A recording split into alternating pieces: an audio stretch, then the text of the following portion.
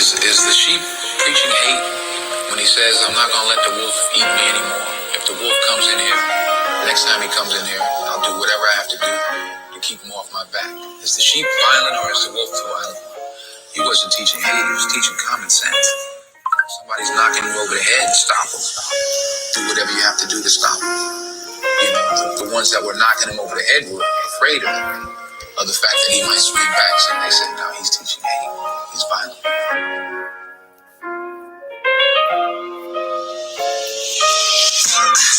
Black skin, white mask. Already know that life gets hard.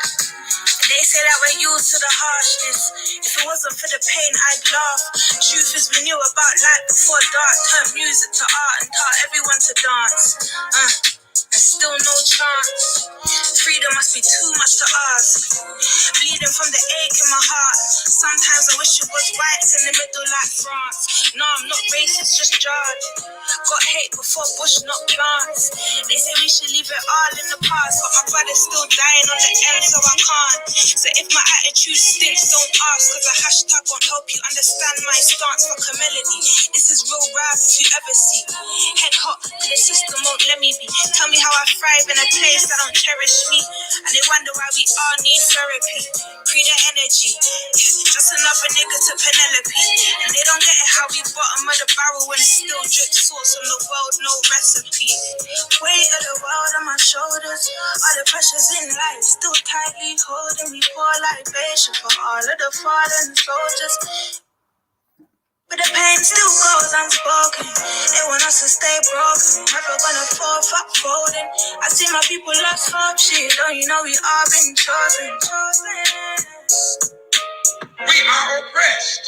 We are exploited. We are downtrodden. We are denied not only civil rights, but even human rights.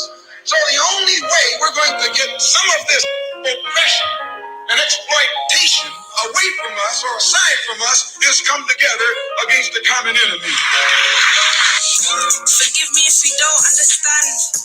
Sorry, I'm just misunderstood. Punished if I try to take a stand. Meanwhile, my friends dying in the hood. And you can say that we're killing ourselves, but the truth is they're killing us still. How you saying Black Lives Matter, but never took a moment to help. Just a trend that you post for yourself. And yeah, it takes a toll on my health, cause I want wealth like everyone else. But it's 10 times harder for me. And they wonder why my brothers put food on a scale.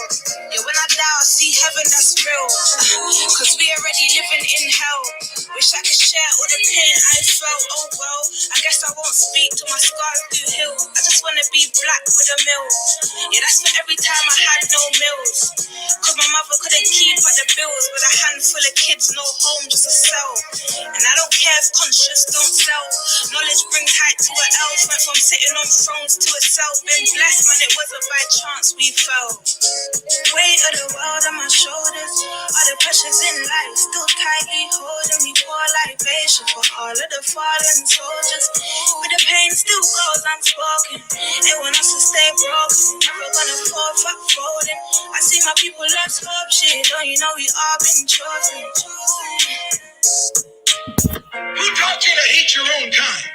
Who taught you to hate the race that you belong to? So much so that you don't want to be around each other. No, before you come asking Mr. Muhammad, does he teach hate?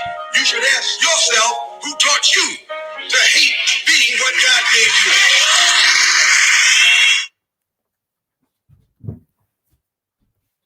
Yes, blessed love, family, blessed love, blessed love, blessed love. I had to play that one right out. Honestly, it just gets me every single time. I know it's my daughter, but she's an artist in her own right, and go over and support her. She's on Spotify, all the platforms. That is the artist Blue, with that banger of a tune, as the young people would say, that banger. I hope you've all had a nice holiday, a nice rest, whether you support the Easter thing or you don't. I particularly don't, not in terms of any kind of Christendom anyway. I don't believe it's the resurrection and all that stuff, because it moves with the moon cycle every year. So it can't be, can it? But I do celebrate it culturally with my Jamaican roots, and we fry fish and we do what we do. So I hope everyone had a wonderful time. All the mods in, yes, all about the black. I know a few people are going to be late. And yeah, so today, Gosh, there's so many other little things that I wanted to talk about, but I'm going to probably leave that until next week. There's been a lot going on this week. We had a guy in a car that was seen raping a young girl in a car and was caught on camera. I've been chasing that one up to see what's been going on with that. And there's just been lots and lots of little things that we need to kind of turn our attention to, you know. I also need to catch up with Sister Liz and the Milton Keynes family and see how they're getting on and how that case is progressing. So much, my brothers and sisters, lots of bulletins, but I'm going to save those for next week. I want to get into the meat and potatoes right off the bat this week. So we've got Sim World sitting beautifully backstage, and she wants to come on and tell us her story. We're going to get in, before I get to the main crux of the evening, I've been asked to, you may remember just week before last, so it was before Easter. So we didn't have a live last week because of Good Friday. And the one before that was, we talked about Kevin Bennett, aka Kid. So I've been asked, because that is all going on in the background in terms of women that are preparing themselves to make police reports, you know, people that want to come forward and so on and so forth. So that's all going on in the background. Let them get on with that. As I said before, I don't have control over that. I can only encourage people to do the right thing. I don't have a control in what happens in the end game in regards to that. What I will say is that there are a lot of people queuing. And as brother promised in his last live about legal action, all the rest of it, and you know, we've been through this process before. There are people that will go public if that is to be the case, and you know, we'll have to it will all have to bear out, put it that way. But I've been asked to ask him a question, Kid, to ask Kid a question, actually, specifically Kid, and that question is, how old was the girl with the name beginning with L? A girl with the name beginning with L, how old was she when she allegedly lived in your mother's house and used to move drugs and money for you? That is what a sister has asked me to ask Kevin Smith on live, and to ask Kid specifically. So that's the question I want to ask. You know, how old is that person? Maybe that person would like to address that. But tonight is not about that. That was live before last. That's a specific question that I needed to put out there. And I've been specifically asked by a female to, and somebody who's been deeply affected, according to that person, by that individual. So they've asked me to ask that question. And it isn't the person beginning with L. I must stress that. It is not the person beginning with L. Yeah, and that's it in terms of the question. So let me move to earlier on in the week. So some of you may have seen this gentleman on Instagram, James Irish.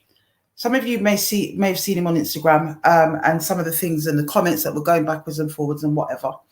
So we're going to hear from James a bit later on. And yeah, I will add that it's brave of him to come on and that we welcome him. And he'll be treated just like anybody else that comes on, any other brother that has come on here to state his case. But who we're gonna hear from first is a sister called Sim World. As is that how I address you, sis? Yeah. Sim World, or how would you prefer it? You could just call me Sim. Just Sim. Okay, so this is Sim. Sim, you put out a post earlier on this week on your platform. And you've got quite a sizable platform because you're a well-known rapper, aren't you? Yeah, I'm like an underground artist. Underground artist, okay. Well, to us, you'd be a superstar because we don't know anything about that kind of music. I know a lot of people here don't anyway. I certainly don't. But I've still yet to check out your stuff as well. I'm sure it's really, really good. Mm-hmm. But in any event, you've put out a post this week on your platform about the individual that I've just shown, James Irish. Yeah. Can you tell us about what led you to put that post out and what led you to be in contact? Basically, I'm gonna get into like the story of how. Can you hear me? Yeah, we can hear you well. I'm gonna get into how I met him and stuff, but what led me to like talk about him on social media this week was basically this happened in like 2018, 2019. And I tried to move on from the situation and heal from it. But every few months, weeks, years, whatever, he would contact me. And I would always ignore it until this year in January, he contacted me again. And I just had enough. And then I still kept it. I still like didn't really speak about it. If I ever spoke about him, I would say, "Oh, a guy that I used to talk to that used to hit me," but I never really got into depth about it. So one day I broke down to my friend. I was having like a breakdown, and I told him about it, and he was just really disgusted and in shock. And he basically was like, "You should call the police. This is really fucked up." And like, yeah. And then I was just getting really angry and thinking about it because I just turned 24 and this happened to me when I was like just turned 19, 20. So yeah, I was like, you know what, I think I'm gonna post him online, I think, because I can't anymore. Like I always as a healing, as a like trauma response thing, like I tried to like for years put it in the back of my head and act like it didn't happen, but I just couldn't do it anymore. So yeah. And that's what led to it, because people often say, and we get it a lot on this platform, oh, why is it taking so long? Why didn't you say anything at the time? Why not now? And we've explained here a lot of the time the process of trauma, the process that you have to go through with your own self-realization, the acceptance, before you can even utter a word of that kind of trauma. So we understand why a woman will take 5, 10, 15, 20, even 30 years to speak out. You know, so take us back to the beginning, Sim. Take us back to how you met this guy. Okay, so basically in 2018, like If I turn my camera off, I'm still here listening and I can hear okay, you. cool. So 2018, I was really vulnerable. I was really young. I had like no job. I like dropped out of college. I was kind of having family issues because my family are really religious and they didn't really like agree with my lifestyle. So I was just having family issues. I didn't really want to be home. So, anyways, one day I was going to like a photo shoot.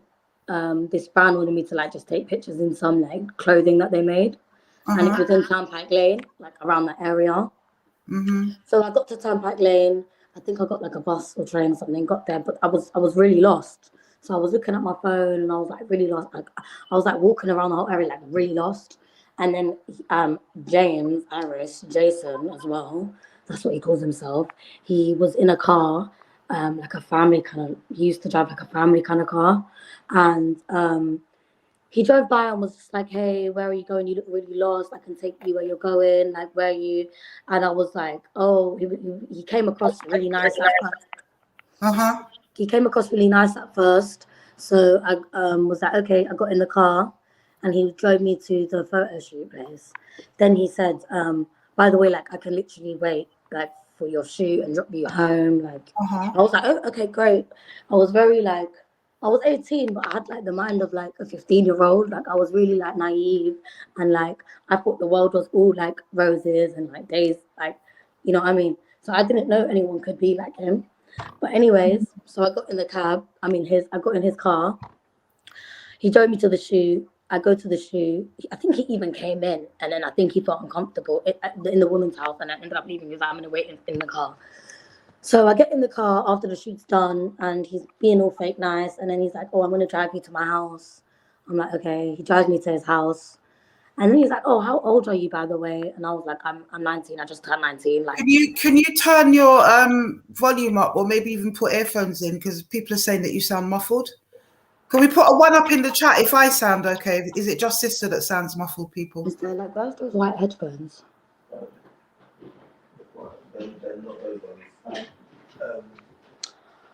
One second. I'm just gonna have my friend's gonna like help me find headphones.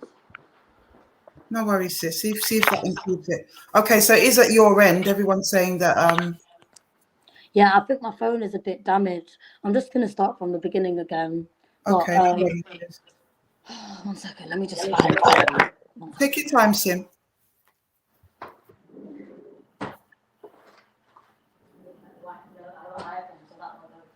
I literally was using them yesterday, so I have to be around somewhere.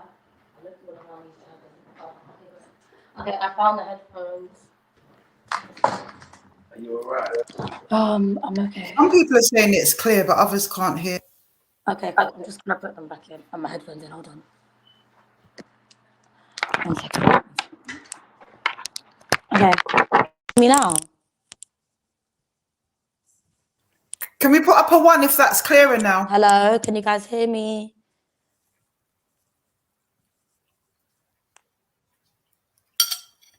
Yep, you're clear, sis. Okay.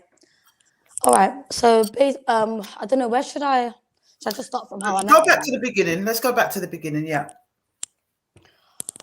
What was the beginning like? Literally, like, okay, So cool. you were at the point where you were on Turnpike Lane and you'd met this all right. guy. So I met this guy. I was going to a shoot. Going to a shoot around that area because a woman wanted me to promote her brand, so she wanted me to take some pictures outside her house. It wasn't like a studio shoot; it was just outside, like just some pictures on her phone. So I was looking really lost. I was on my phone. I couldn't find where I was going. I remember I really struggled, and he drove by me, and he was like, "Oh, you look really lost. Like, where are you going? I can drop you there." I said, "Oh, I have to go somewhere that's not far," and he was like, "Oh, I can take you there. Get in."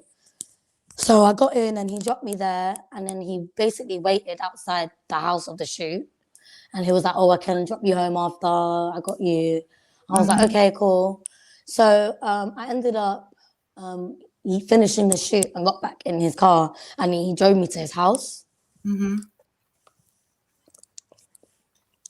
And I remember I literally remember this because it sticks with me. I'll never forget the day I met him.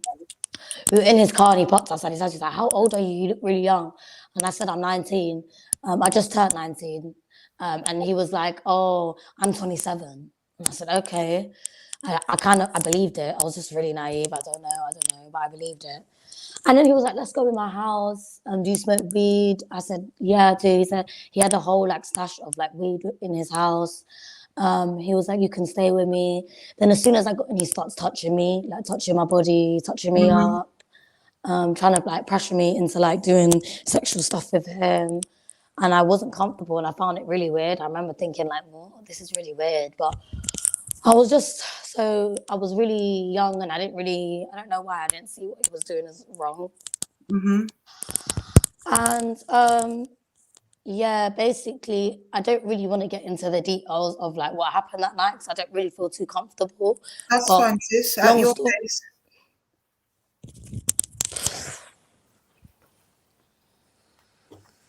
Take your time, sis. Take your time, beloved. You okay?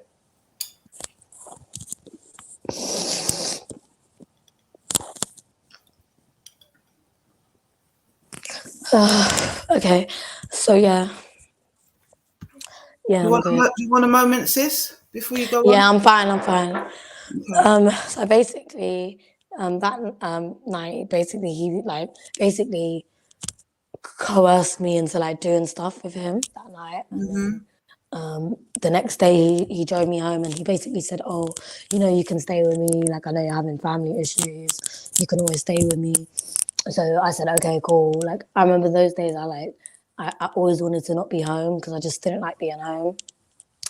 And then he ended up, I got all my clothes from my house, put it in a luggage, and ended up going back to his. And then basically that's from then, that day onwards, that's when like the grooming process started for the next, like, I would say 3 months, 2 months. Yeah. Well, he groomed me the whole time, but I'm talking about the nice phase. Can you describe the ways in which you feel that he groomed you? So he took me to JD in Wood Green and bought me some shoes. He was like, I didn't have a bank account because I was really depressed and I was like just not really like doing anything in life. And he knew that, and he was like, "I'm gonna help you. I'm gonna help you go to this. I'm gonna do this. I'm gonna get you a bank card. I'm gonna oh yeah, and I didn't even do music. He got me into music as well. But later on, only recently I learned that the music thing was all a way of like a tactic that he created to like make the money, like traffic me and make money, like and not give me any of it. But anyway, yeah. Mm-hmm.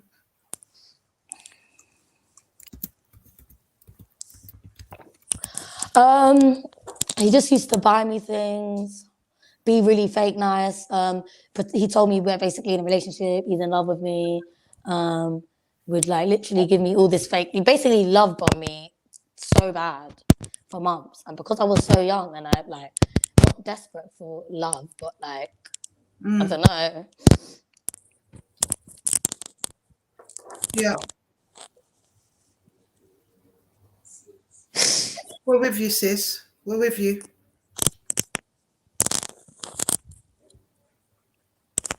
Yeah. Forgot what I was saying. You're talking about the love bombing stage and how the Yeah. grooming was taking place. Yeah. Yeah, just being really kind. I think he even he got me like a wig or something like that. And I was just like, wow, I never met someone like this. He's really helpful.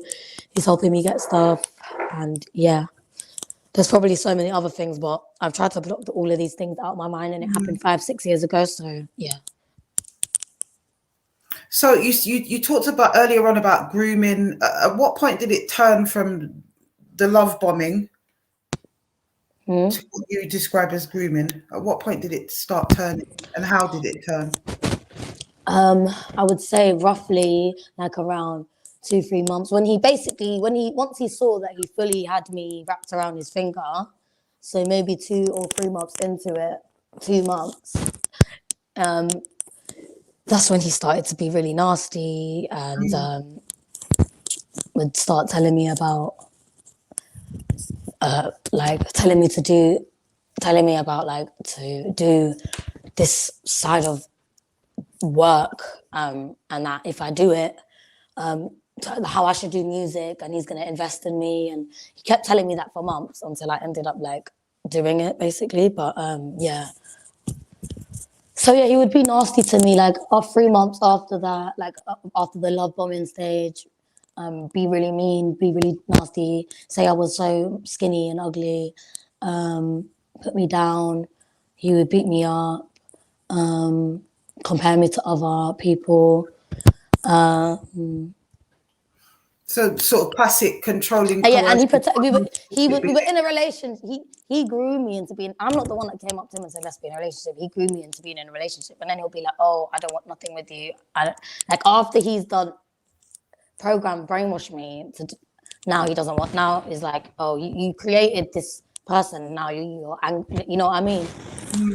So yeah, just really And nasty. so, if I can just backtrack a little bit, so you're being groomed at this point. The love bombing has turned into the classic gaslighting that follows that with narcissistic behavior.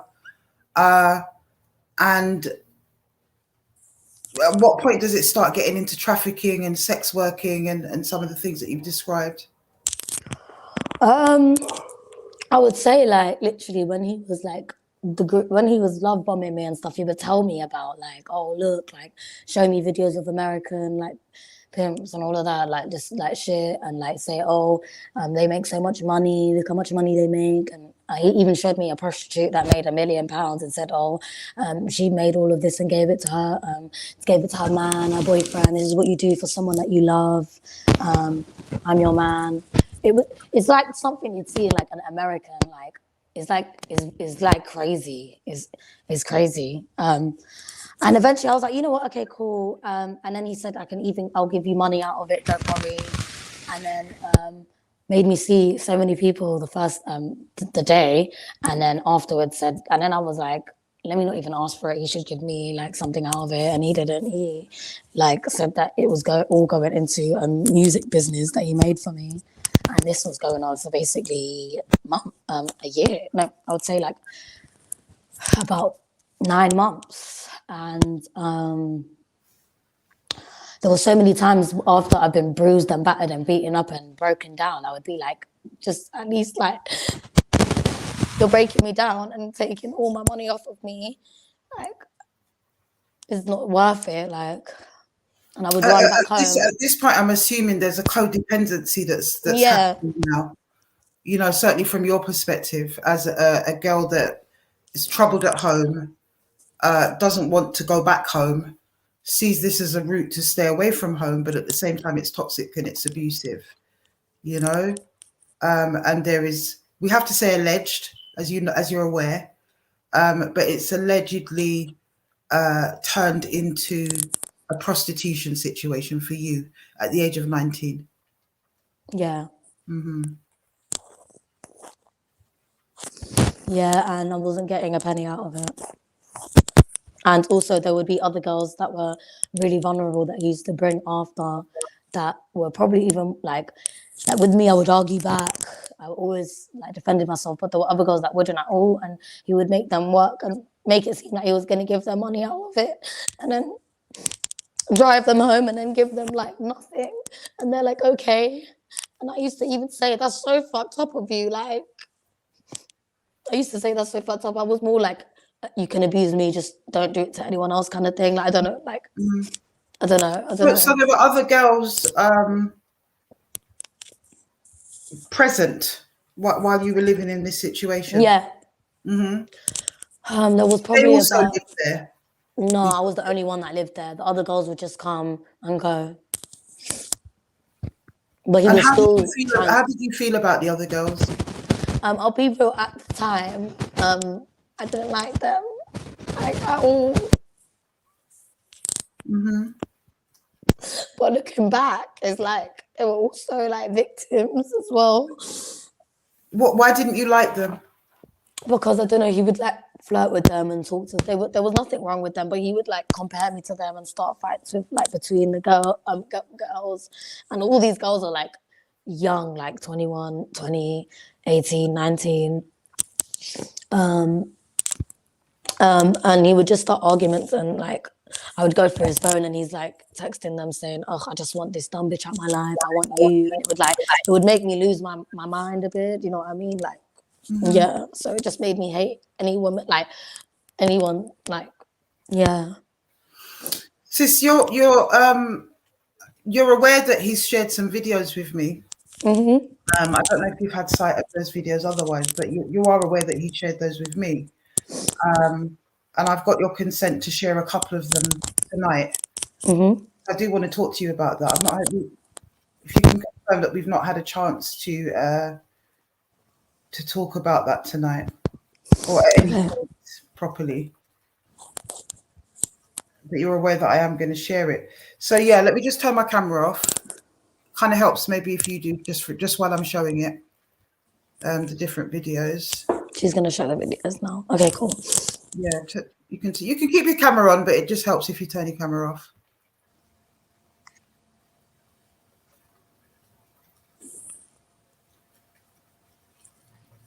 And just to say as well before I start that these were shared with me by James Irish, because he's, you know, fiercely denying all of your claims, and he sent me a series of videos to prove that, you know, you're the aggressor and you're the person who causes problems. So let me just show these videos.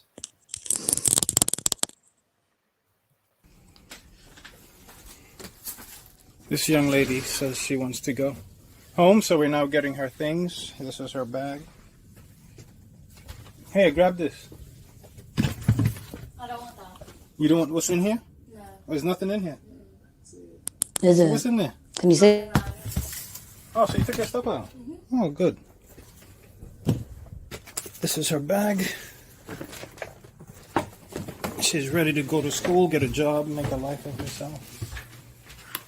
As you can see, she's exiting. She brought some people in my house today. Look, she has weed bags on my bed. I don't know what else she's stolen. Hold on one second, no move.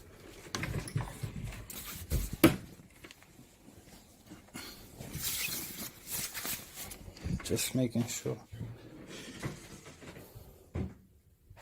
Anything else you have in here? Everything is in here? Hold on, let me get my jacket.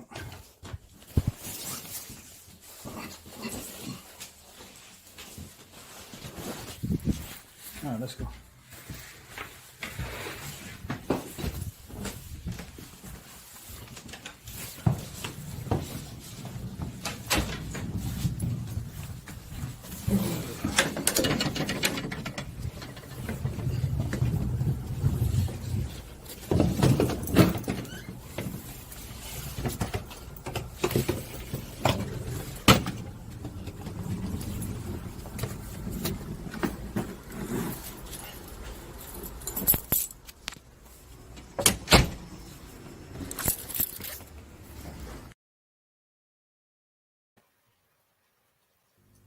Okay, we got Simani in the building.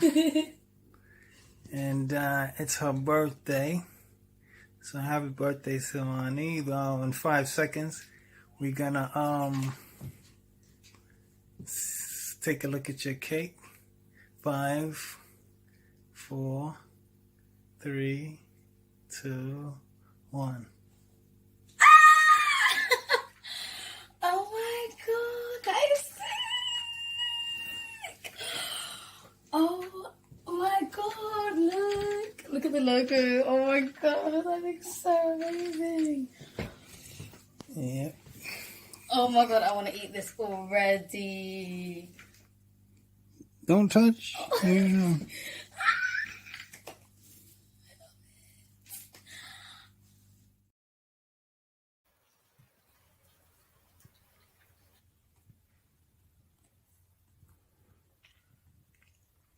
We're helping her do her passport. I don't know what town and county means. Don't worry about that. We're just documenting that we're helping you do your passport.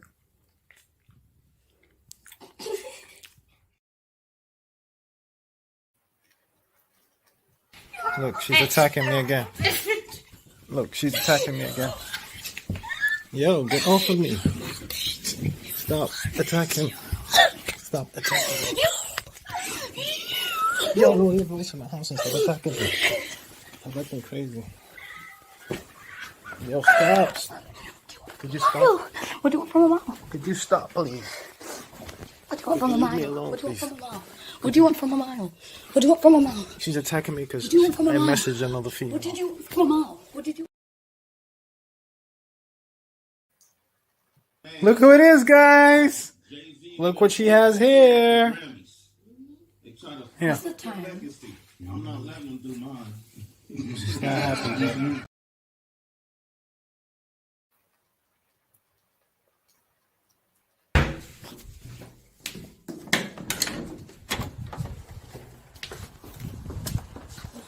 you gonna give me attention or not? She's Are you walking. gonna give me attention? Are you gonna give me attention? fuck Are you out gonna of give me here. attention? Are you gonna give me attention? Or are you gonna let me stay out here? Are you gonna give me attention? Or are you gonna let me stay out here and get free? You just sit. You don't care. You just sit.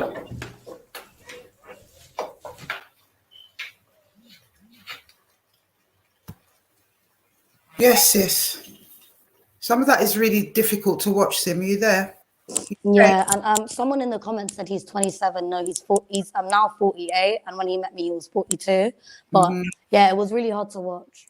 Yeah, that was difficult for me to watch as well. What do you say to that? Because for some, it will cast a shadow on what you're saying. It will show you as being the crazy woman who's obsessed, who likes to lash out. What would you say to that? Basically, in those videos, I looked like broken. That was when he succeeded at breaking me down and finished me and sucking every inch of life out of me. He would antagonize me all day. Like there wouldn't be a second of the day for the whole year of living with him where he wouldn't bully me, antagonize me, abuse me, beat me. And every time I would start like getting angry and like want to like retaliate back to what he did, he would start bringing out his camera and recording me. And every time he done something good, anytime he went, Yeah, you never recorded him back when he was doing his things. I barely did. You say he was doing his things, yeah. I barely did. I have some videos that I sent you of him just insulting me and degrading me. And at one point he was like, I think he bought me weed and he was like, I should have made you seen that. I should have just made you seen that. I should have made you seen that client to get my weed money back. Like, and I'm just so broken. In those days I was the type that never defended themselves too much. Sometimes I did, but not as much as I am now. I'm not as strong as I am now. So yeah. And tell me about these other girls. Like, where did he find them? Was it in the same way that you say he met you? So a lot of these girls he already met before he met me. So I don't know, like in parks, outside, but most of the time this man would literally go outside and just look for women, look for girls. Like he'll Turnpike Lane, Wood Green Road, especially. He's all over London, and in Newcastle and Leeds and whatever, but Wood Green Turnpike Lane Road was the main place he would be just literally roaming, looking for girls. And sometimes I'd be in his car and he'll be like, oh, I'm going to go shop 1 minute. I'll be like, okay. And because I knew he was not a trustworthy person, I would look at where he was going and he would be going to a girl. And sometimes these girls would be wearing like school uniform, or sometimes these girls looked like really young, and I would literally be like, what the fuck are you doing? He'll be like, what do you mean? Ew, I'm not doing that. I'm literally just trying to help girls and try to get girls into like businesses, and it makes me so angry. I'm so sorry. It's okay. It's all right, sis. And yeah, he would literally, apparently loads of, by the way, like when I posted this picture, like I think around 30 now roughly girls came out, and someone told me that now he chases girls on like escort websites, and he only goes for girls that are like escorts or prostitutes. Now he doesn't even look for girls that aren't. He doesn't try to, like, I don't know, maybe he does, but he's also driving around Oxford Street at night time looking for homeless girls, I was told, to traffic. But And yeah, who were you told this by? multiple women, and I think the person who told me this, she wasn't like a victim of it. She said she was his friend and she used to visit him and see all of this, and she said she used to really try to like tell the girls to leave, and they wouldn't listen and stuff. But yeah, she's known him for years and she wants to be kept All right, confidential. try not to reveal too much about her relationship if she wants to remain anonymous, okay? Because he might be able to tell who that person is. Yeah. So yeah, so we know. Well, you've told me that you've had a lot of women approach you since you put that post up, and I have to say that we have too. That has happened for us as well since we put the post up. So yeah, go ahead, sis. What did you ask me? I think we were talking about how the grooming took place, but also what I'm interested in is how the work took place.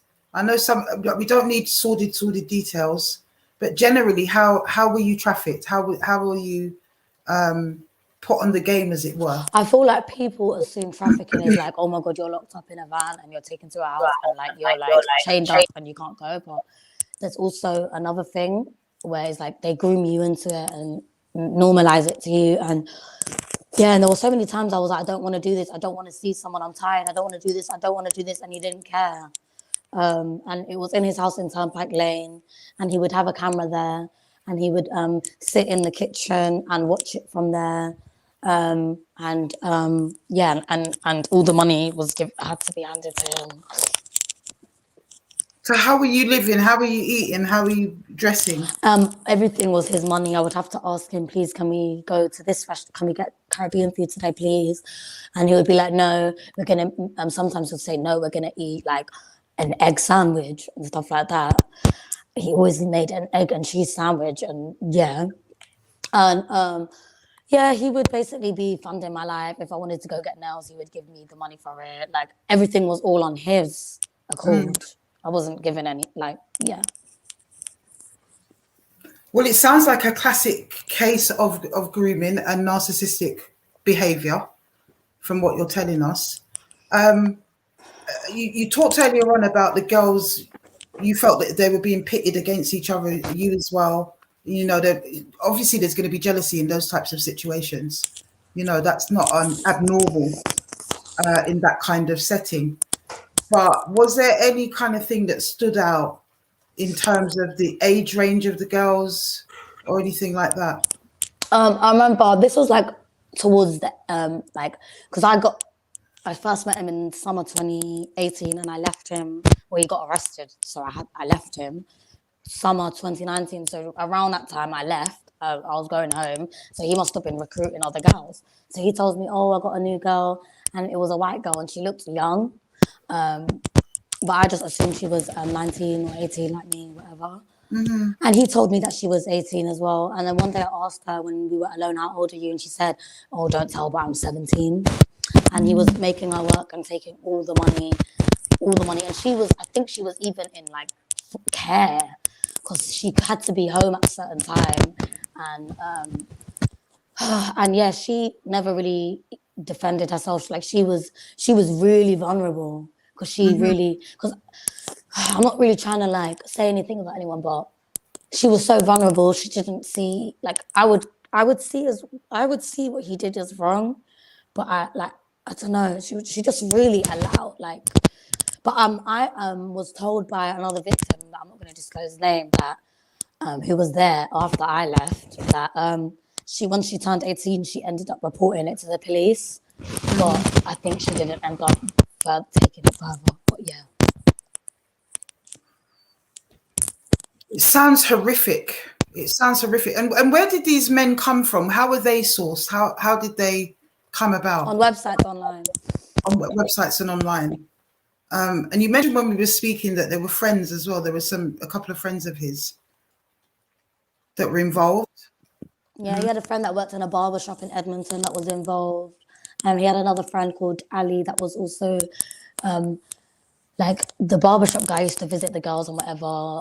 Jason used to bring girls to him. And then he had a friend called Ali that used to just enjoy what he was doing. He loved it. And they've been friends since the 90s. They both left America together and came. They both drive around Turnpike Lane looking for girls. I used to be sitting in the back and they're still doing it. And I used to find it so disgusting and so wrong.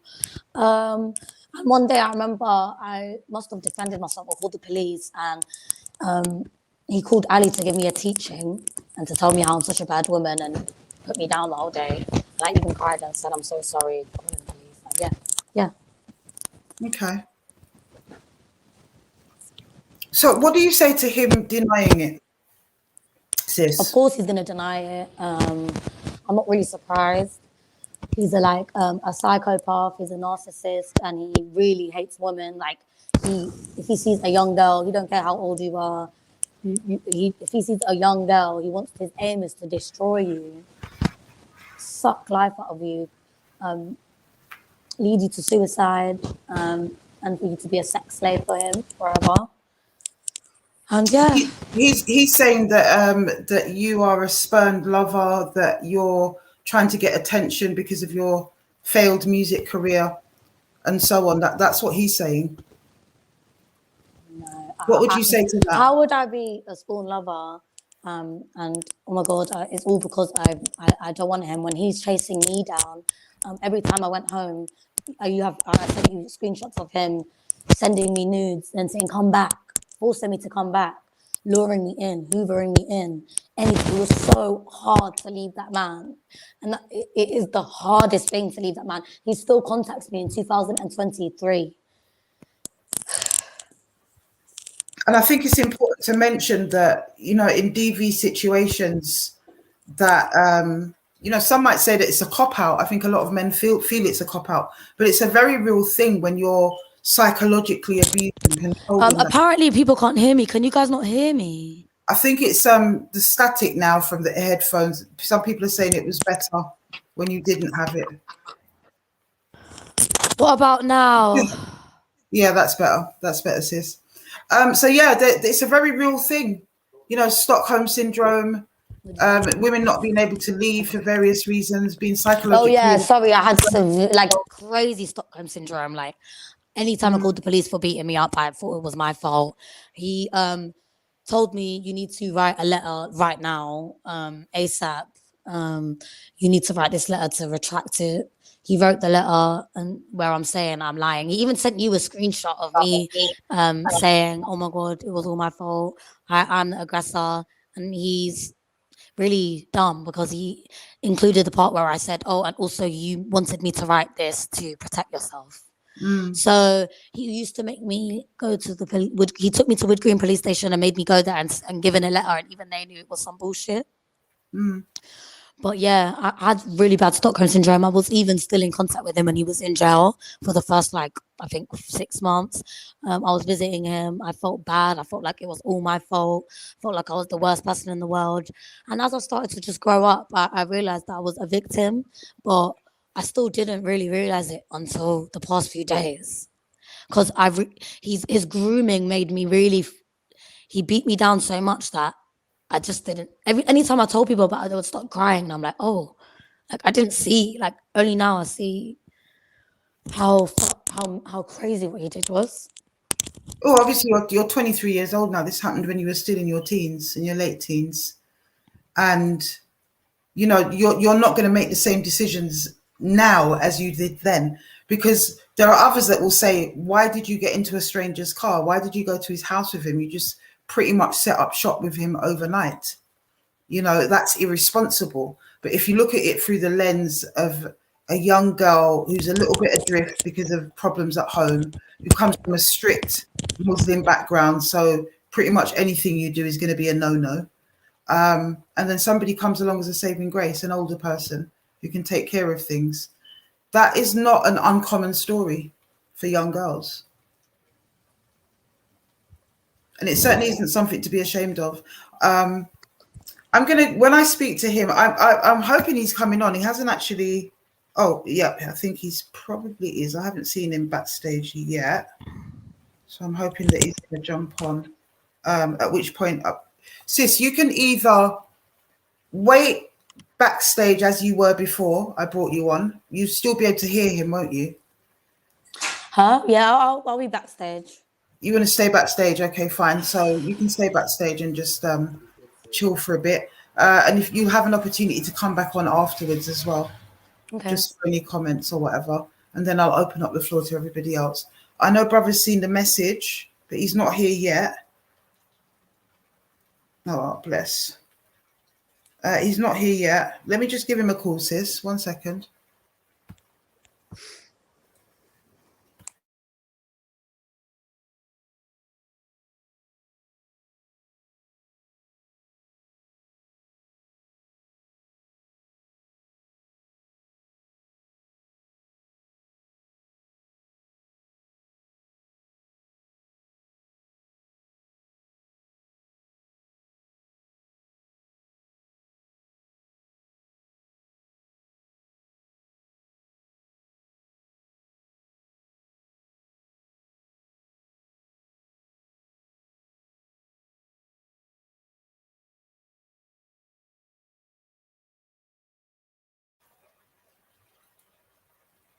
Yes, sis.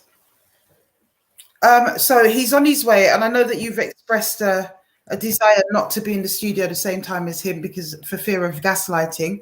He's actually said that he's more than willing to sit on the live with you. You've got to mute the live, sis. Yeah, I know. Please turn it down. Yeah, it's echoing. Yeah, go on. He said that he's more than happy to sit on with you, and you're saying that you don't want to. No, for fear of I do not gaslighting. want to. I don't And want we to do hear that. that. We hear that. We hear that.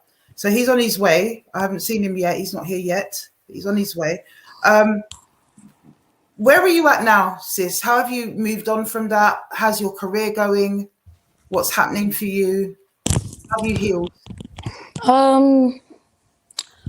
I feel like it's definitely affected my mental health a lot. Like, I used to be a really happy person. Before I was 18, I was like 19, I was really happy. And I feel like it was just a really harsh start to like adulthood. Can you hear me? Yeah, we can hear you. And yeah, it was just, it was hard, but it also, I use it as fuel. Like, I use it as a way to keep me going. And like, I know that one day, my success is going to be like, not only him, but a lot of people's like, yeah. So yeah, I've just been using music as a way to heal. It's crazy because he's the one that got me into music, but I ended up leaving him, growing my music and built a platform with it, and ended up using it to like expose how disgusting he is. And yeah. So do you want to plug anything for Huh? those? I said, do you want to plug anything for those that haven't heard of your music? Do you want to plug any of your I think it's all on my social media, so you can all see on my social media, because certain like people, you know, they're just going to be like, oh, you're using this as a way to promote music and stuff like that. No. You've been invited to do that, sis, and it's perfectly fine here. We're all sisters talking together. There's no reason why we shouldn't go along and support what you do as well, because you know you're not. You know, people think that victims can't have glory. They can't have something else they're doing that is fulfilling, that elevates them. We're all supposed to be downtrodden. There's nothing wrong. Many have come before you that have done it. There's no reason why you can't share that with us, sis. And I'm sure lots of people would love to go over and support your platform. Yeah, it's on my Instagram, and yeah. Okay. All right. Well, I'm going to put you backstage now. Okay. I think the way you've spelt your name here is actually what's on your Instagram as well, so people can go and find you that way. All right, Yeah. you rest backstage, sis, and I'll get All back. right. Okay. Hi, Jason. Sorry, Jason, James, what do you prefer? Hello, you're on. You're live, James. Can you hear me? Hello. Yeah, how you doing? Oh yeah, how you doing? Yeah. You all right?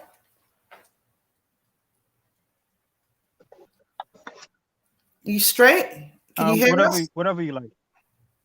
Sorry? Hello? Yep, I can hear you. You've got a bit of a dodgy connection.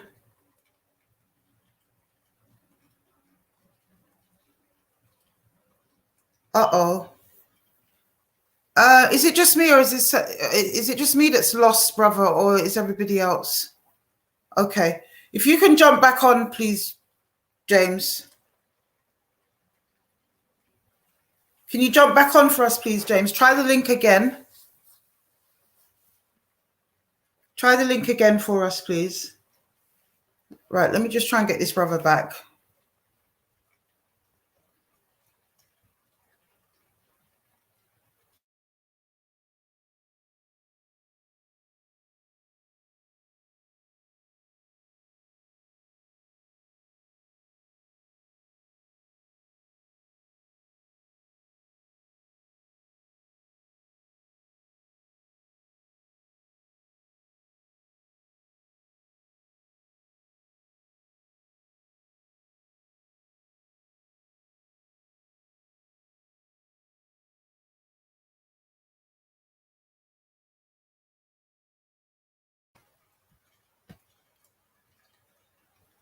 Oh, no. Right. So now it's saying that your device is not connected. We might have to do this by phone.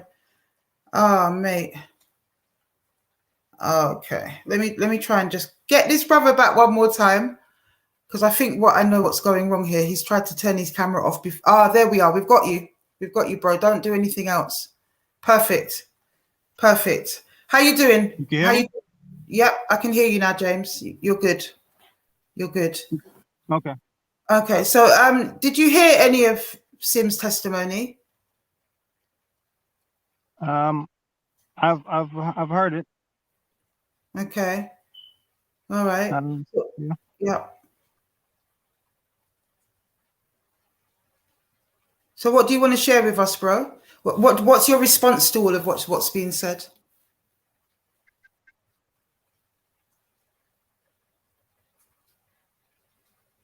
My response is, first of all, I want to say a prayer. God, I thank you for life. I thank you for food, friends, fellowship. I thank you for the truth, honesty. I thank you for justice and equality. I pray that you give these people that don't know the other side an opportunity to open their minds and be open to two sides to a story. Two sides to is in law, there's two sides to everything. There's positive and negative. You can't just hear one side of a story and just stick with the one side. You have to hear two sides. Everybody has to be open-minded. And I pray that everyone that's listening will listen with open ears and consider evidence without accusing it and manipulating the evidence. The evidence speaks for itself. That's a quote in law. Evidence speaks for itself. All right. Okay, I hear that. So take us through your journey with this sister, with Sim, because we've heard from her how you met, all that kind of stuff. How does that look from your perspective? I met Simani. Actually, I went on to a website. I believe it was Viva Street. And I called the number. And the young lady on the other end invited me to a place in Camden. I went to Camden. and I met this young lady in a house, and unfortunately, she was in that line of work, and that's what she was doing. And that's the What honest line of truth. work would that be? I believe she was an escort. An escort. Okay. Right.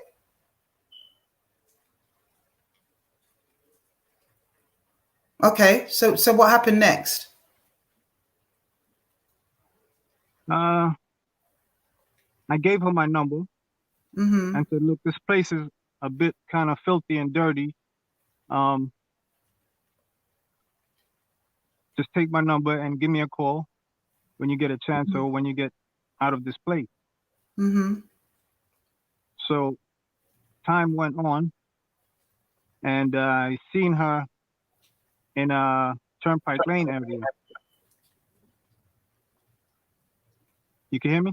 Yep, I can hear you. We can hear you clear. I seen her in the Turnpike Lane area. She looked lost, like she was looking for an address or something. So I approached her and I asked her, oh, you look kind of lost. Where you heading to? She said, oh, I remember your voice because you have an American accent. I remember you from when I met you in Camden.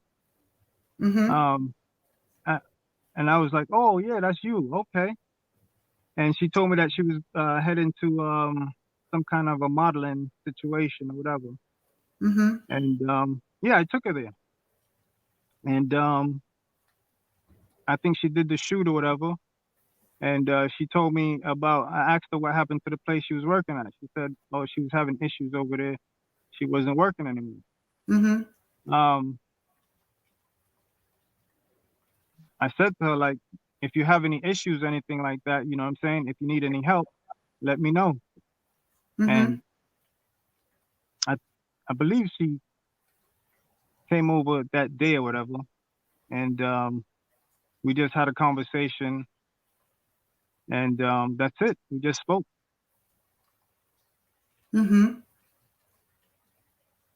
So how did it develop after that? Well, what do you mean? Like, so you had a conversation, you spoke, what happened? How did you end up? Did she live with you? Because she said that she did. You know, you've heard her testimony. I just need you to kind of take us through how it got from a meeting on Turnpike Lane to where we're at today. If you can just tell us that in your own words. Well, she was already doing the line of work that she did. I did not. So you met her on a escort site? Yes, correct. Okay, right. And I asked them, like, yo, aren't you Somali? Aren't you Muslim? She was like, yeah, but nobody knows about it. And I was kind of shocked. I'm like, wow.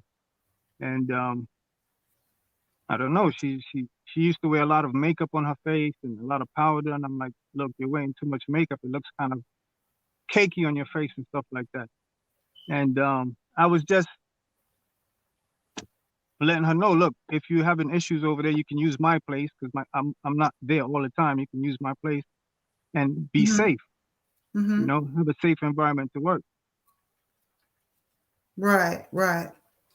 And there was nothing else in that. It was just like you just wanted to keep her safe.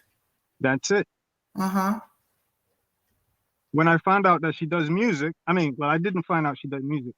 She used to rhyme Nicki Minaj's songs, and I saw that her flow was kind of tight, like she was a good rapper. And I was into the music business. I produced. So I was like, hey, we can try working on some songs and see where it goes.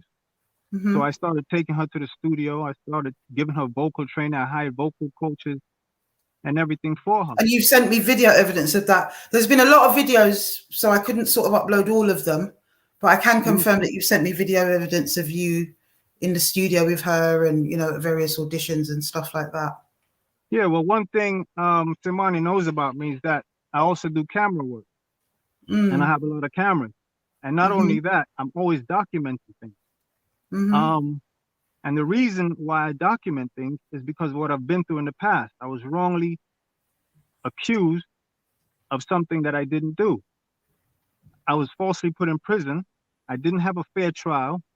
I didn't have due process, you know, and especially if you're not a wealthy person to play for a wealthy solicitor, then you can have a hard time and a difficult time producing evidence. Mm-hmm. So that was my situation.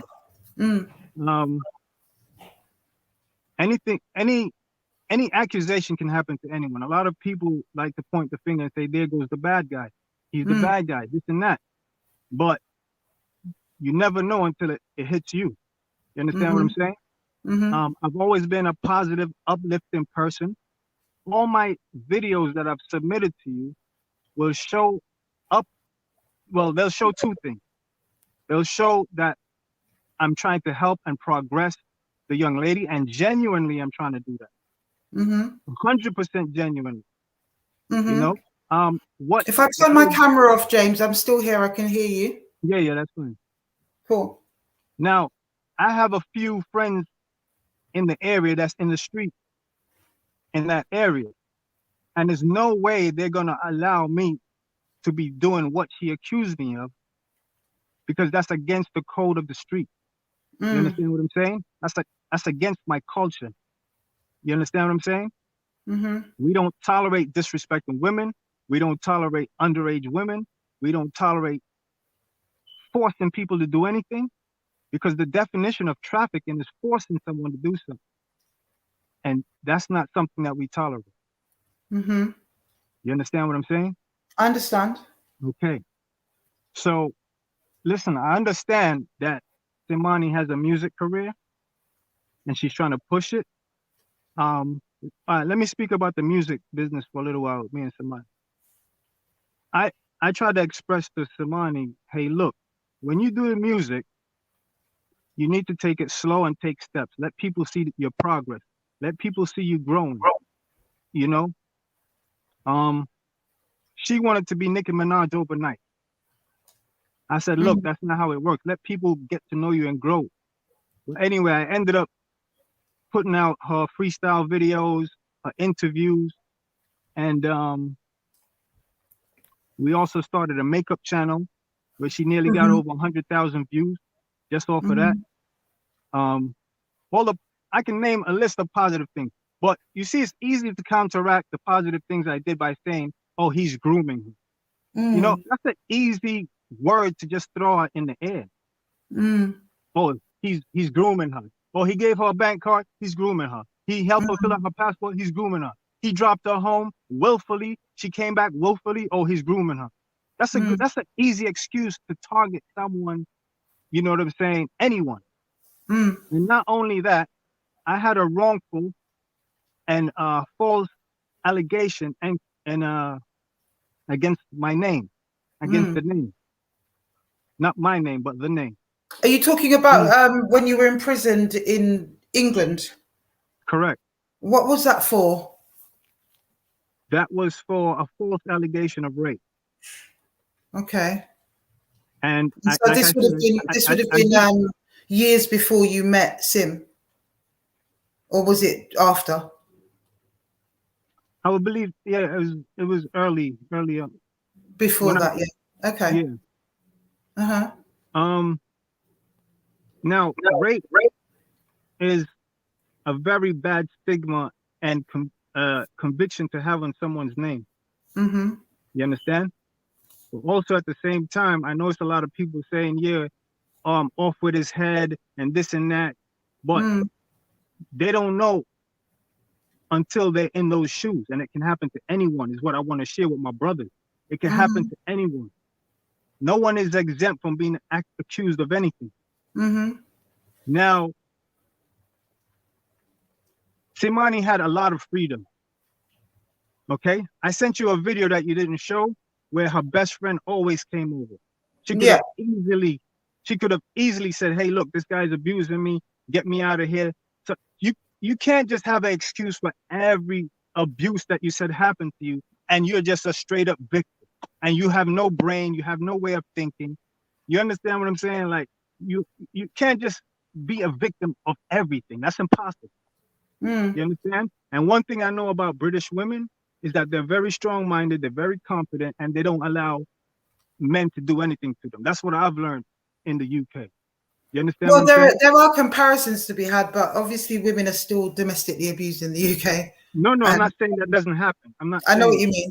Yeah. Yeah, but what I'm saying, as far as their personality, they're very strong and outspoken. They're not like American women, where, you know what I'm saying? Mm-hmm. British women are kind of, they stand up for what? And Simani is one of those people. She stands up and she doesn't let anyone abuse her, do anything to her. You Mm-hmm. understand what I'm saying? So the allegations, I don't understand why Simani's doing that to me. 100%, I don't know. I've been nothing but good to that young lady. You understand what I'm saying? I've even taken her to an acting school. I've Mm-hmm. taken to, she's in the public everywhere. I'm not hiding, I'm not running. You understand what I'm saying? I'm taking Simani everywhere. And And so look, you've shared the videos which I've shown. I wasn't able to show all of them. It's just too lengthy. There's so many of them. yeah. I showed, a kind of cross section of the good that you've done, and also videos of her attacking you and allegedly and perceivably being the aggressor. Yeah. Well, I can tell you why I believe that she felt that she could attack me. What Simani had over me was that I had a bad stigma to my name due to not having a fair trial. I've never been in a British court before. I don't understand how it works. That's number one. Number two, in a British court, I was perceived as, see, the American culture is a bit different to the English culture. So the disadvantage I had was, oh, he's a pimp, he's flashing money, he's doing this, he's doing that. And that's not really a British culture. So when I was portrayed by that, you know what I mean? I was kind of shocked, like, hey, what was there something wrong with, flashing money and having designs in your hair and this and that? And I think that was one of the elements that caused me to lose that case, because they saw me as probably cocky and, showing off and so on like that. So that was my disadvantage. But how did those allegations come about in the first place? Because you served time for that. You were convicted, right? Well, that case right now is under investigation. We have investigators trying to get that conviction removed. Okay. So I don't really want to discuss that at the moment. Okay. But it's under investigation, right? And it was a young lady, I do believe, a young lady of about 21 years old that made the allegation. Yeah, I believe so. I'm not sure what the age is. All right. So take me through what kind of a day-to-day was like, because some of those videos you sent me are quite intense in terms of, like, you're always trying to keep the peace, and Sim is chucking it on you and hitting you, and it from somebody that just saw that and saw it at face value, it could look as if you were going through hell. Listen, 100% I was going through hell. In one of my videos, I explained to her, look, you're giving me headaches. I was even a university student at the time that she was there with me. So it wasn't like I was 100%, she was in some type of dungeon and she was kidnapped and chained up. She had free will. There was no oppression, no lockup, no nothing like that. I used to wake up every morning and go to So what I wanted to ask is, because you said you met her on an escort site. You said that she was an escort at the time. You brought her to live with you because you wanted to keep her set in a safer environment from where she was working. So at any point, did you have a relationship with her? I wouldn't. It's a difficult one. In my video, the evidence speaks for itself. Like I said, she likes to say she got to know me and then I turned into an animal, but it was actually the opposite way. And what she had over me is that I had that stigma to my name. So, and what she also used to do was threaten me and say that what I did to the lady in the past, she's going to tell the police I did that to her. You understand? So that's why I tried my best to keep the cameras on. That's why I tried my best to keep the peace. And I always document it and try to speak in a nice, calm, low tone so that, you know what I'm saying, I can get across to her. But so would you say it was always a position of kind of defensive rather than offensive from your standpoint? 100% defensive. The videos speak for itself. I ask everyone that believes in fairness and justice to look at the videos and see who's attacking who. Okay? Why doesn't she have any videos of, why doesn't she have her phone on? If I'm so violent and abusive, why doesn't she secretly turn her phone on while I'm abusing her? If that's the case. I mean, there's some that might say because when one's traumatized, that's the last thing that we think of. I mean, genuinely, yes, I agree. But Simani had freedom. She knew I used to record all the time. She knows that. My phone is always on. She knows I'm always protecting myself, defending myself. She knows that. I don't understand. Why do you think it is that? Why do you think that you do you feel it's because of the case you were saying that you felt you always had to? That's the disadvantage that I had with her abuse. Because you can easily use that on someone. If someone has a bad stigma on their name, and it's documented, you can actually use that against that person and threaten them and control them. You understand? You've also shared some abusive kind of texts and things like that, which I haven't shown here, that she used to send you, and a lot of kind of barrage of stuff really in terms of attacks against you and nasty texts and so on and so forth. And then you've also shown us the side where you've tried to help her. That's documented. Seems that you document a lot. So were you always in that role in terms of how you managed her? 100%, because I had that stigma to my name. I couldn't afford to be seen as an animal or try to attack her. Never nasty to her because of that reason. Yes, not only that, I've had a bad experience where one of my female friends in America passed away from, she was a sex worker and she passed away.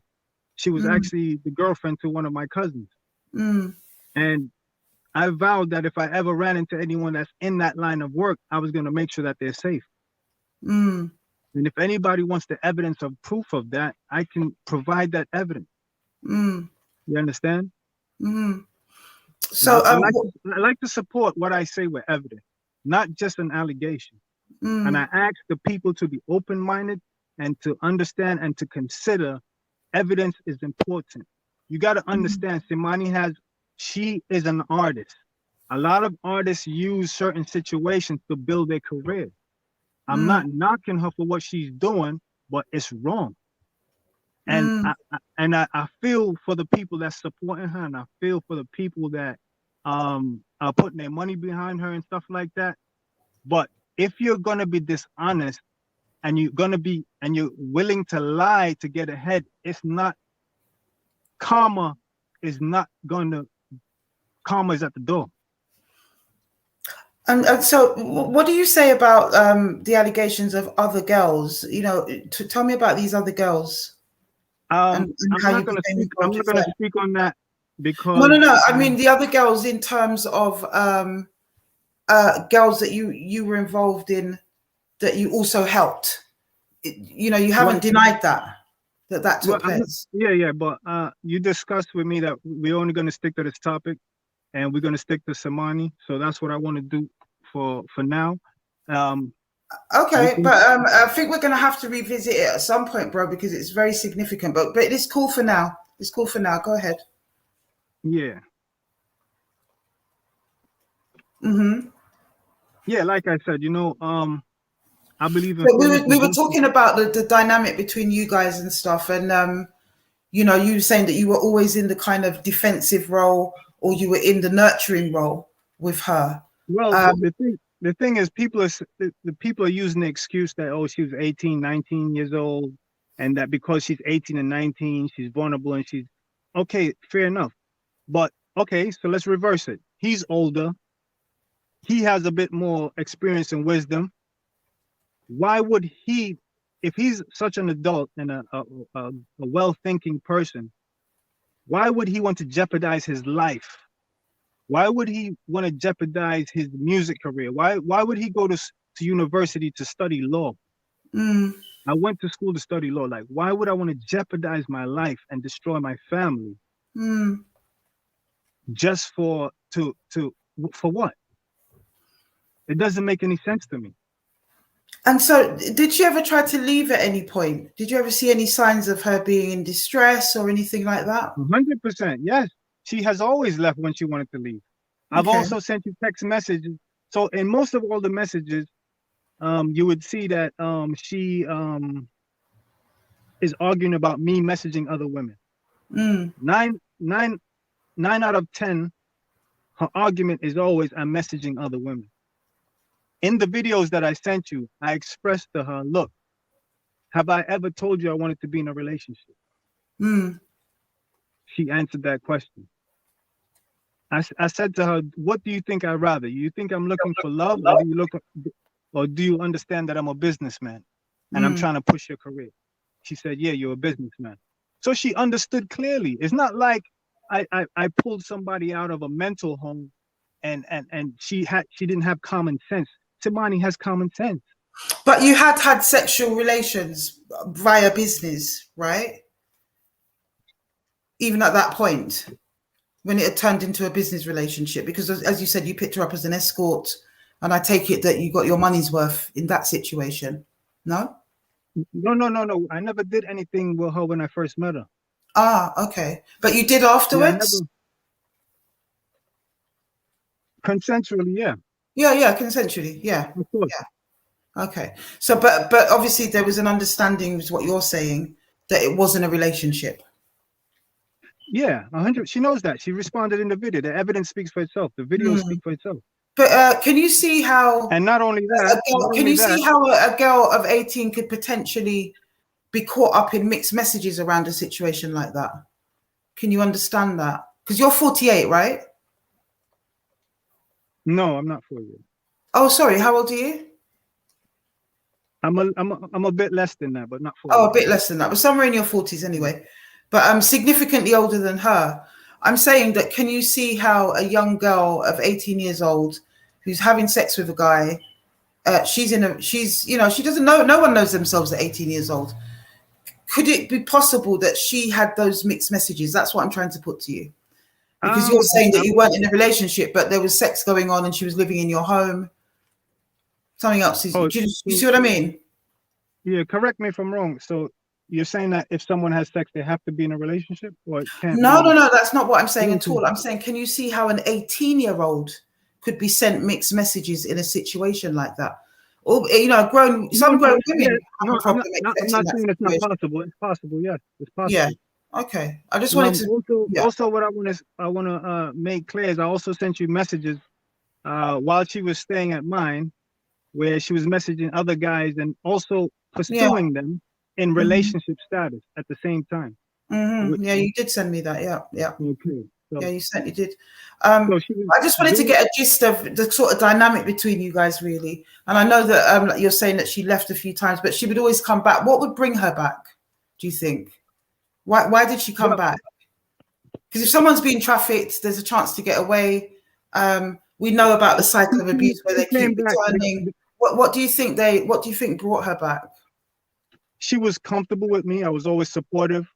I always got her whatever she needed. So, I mean, I guess she felt comfortable around me. And I would guess that the other men that she was seeing at the time, they didn't have a place to live. They didn't have a home, a place for her to stay. So my doors were always open to her. When she knocks on my door to go see another guy and come back 2 a.m. in the morning, my doors are open. She calls me, I let her in. You understand? So that's just out of And Me if she didn't come back or didn't want to come back, there was no pressure from you or anything like that. no pressure. I mean, I'm a caring person, so I can call and say, "Hey, what's up? How are you? You okay?" I want to know that you're safe, because if Sure, she's with sure. me 9 times out of 10 of the time, and something happens to her, I feel like I'm the one that's going to be responsible for her. You Mm-hmm. understand? Yeah, of Now, course. not only that, Simani knows that everything that we did and everything we spoke about was put on paper, Mm-hmm. because I study law, so I try to do things for book of understanding, and there's no misunderstanding once it's on paper. It's in black and white. So me and Mm-hmm. Samani had a contract where we Mm-hmm. spoke about, where it discussed behavior, it spoke about music, it spoke about money, it spoke about everything in Mm-hmm. detail. Mm-hmm. Okay. Not Well, only yeah, go not ahead. not only did I have a contract with Samani, my angle to produce Samani was many different ways. Samani only wanted to do the music. I went Mm-hmm. out of my way to write a book for Samani. I went out of my way to start a podcast for Samani. I went out of my way to take Samani to the studio and get the best engineers. You understand what I'm saying? I did all this for him Mm-hmm. because I'm a caring person. And anybody knows me knows I will break my back for them. Mm-hmm. You understand? Mm-hmm. That's the person you're speaking to. Just because somebody was wrongly convicted or charged with something doesn't mean that they're that person. You understand? Yeah, absolutely. I hear you. Do you want to share with us how it is you came to be in the UK? Because there were allegations that you were deported from America. What do you say to that? Yeah, that happened. And what are the reasons behind that? That was a drug charge. That was a drug charge. Yeah. Okay, so it wasn't sort of related to anything like Nope, this, not at all. anything like that. Okay, all right, I hear you. The evidence is Listen, in the pudding. I'm gonna share some bits now in the same way that I shared your content with Simani and wanted her comments on that. I'm going to do the same with you, James, because I've got a few little bits here and we can kind of discuss them afterwards. Okay. So I'm going to turn my camera off and I'm going to share some bits. There were conversations between you and Sim and one or two other things. So yeah, let me do that. Just to say that you are kind of depicted in white and she's depicted in green in terms of the chat, just so that people don't get confused.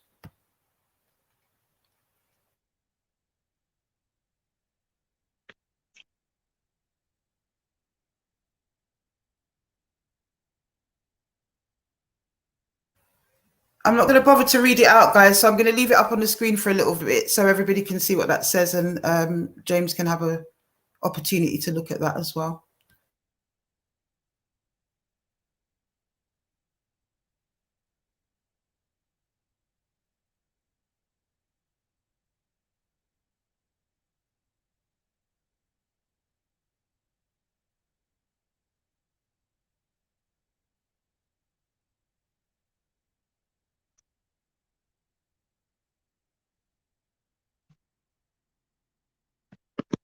Yeah, go ahead. No, I'm just showing some content, bro. I'll Okay. get back to you in a second. Okay.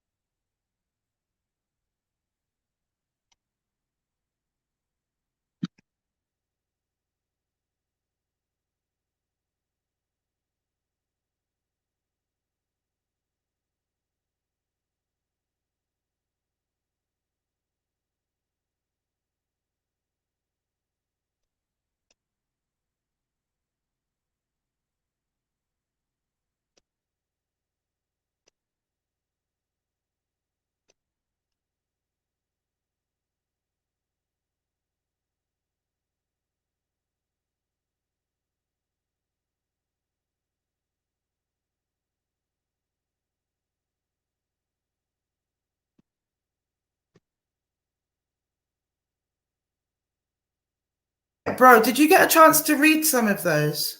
Some people were saying it's blurry, they can't read it. You got a chance to read those, yeah?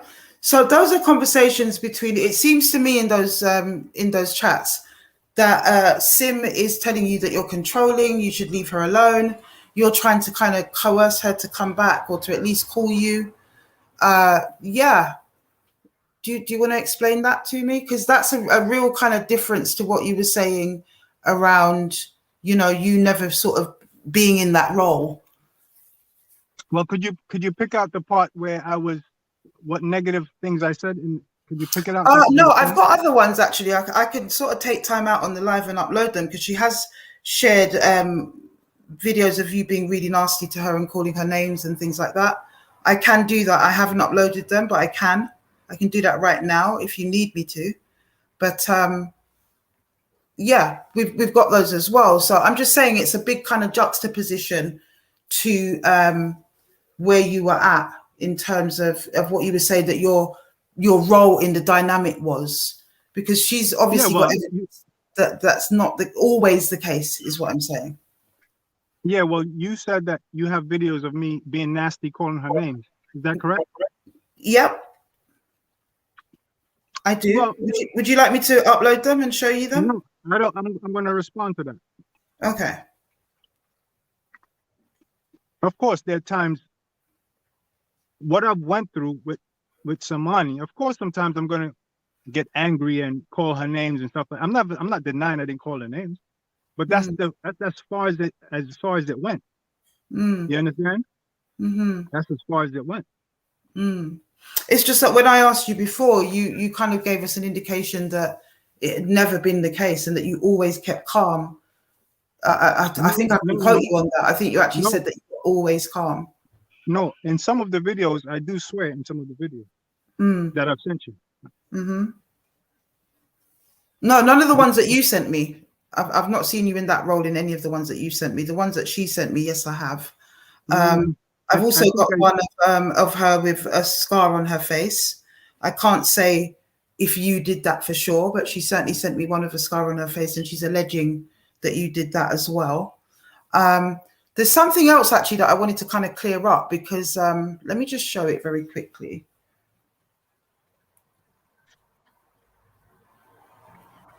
Let's have a look.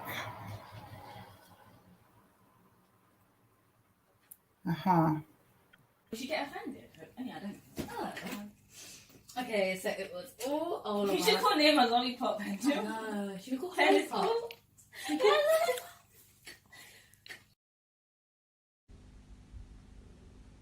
Should have let you do that 30 pounds, get my fucking weed money back.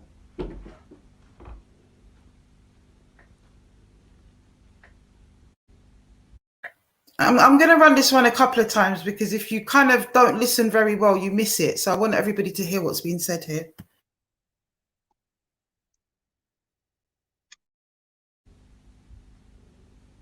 Should have let you do that 30 pounds, get my fucking weed money back.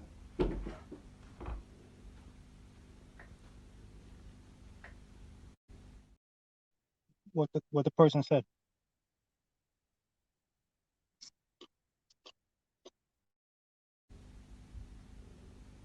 Should have let you do that 30 pounds, get my fucking weed money back.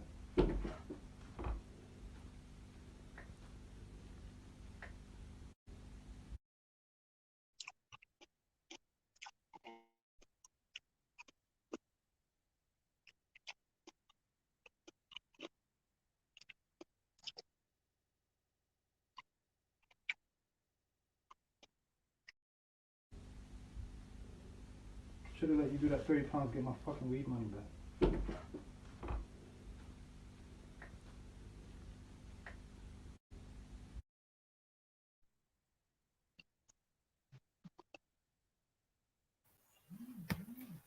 Yeah. So do you actually remember that incident? Or is you talking? It's clear for you. It's your voice speaking in the background. Yeah, but I don't even know. I can't even hear what was said. Okay, so it says I should have let you do that 30 pounds and get my effing weed money back. Do you want to kind of clarify that for us, please? I can't even hear what they're saying, to be honest with you. It said, if you can send you me hear the me? video. I can tell you what it says, what your voice is saying in the background. It says, I should have let you do that £30 and get my effing weed money back. That's what it's saying. Yeah, I don't recall that, but But it's clearly you. That is your voice in the background. we have to. Earlier on you were saying that, why didn't she sort of secretly film you and stuff like that? On this occasion, she actually did, because it was clear that you didn't know she was filming. And it says I should have let you do that £30. It's very specific language. Can you kind of like elaborate on that for us?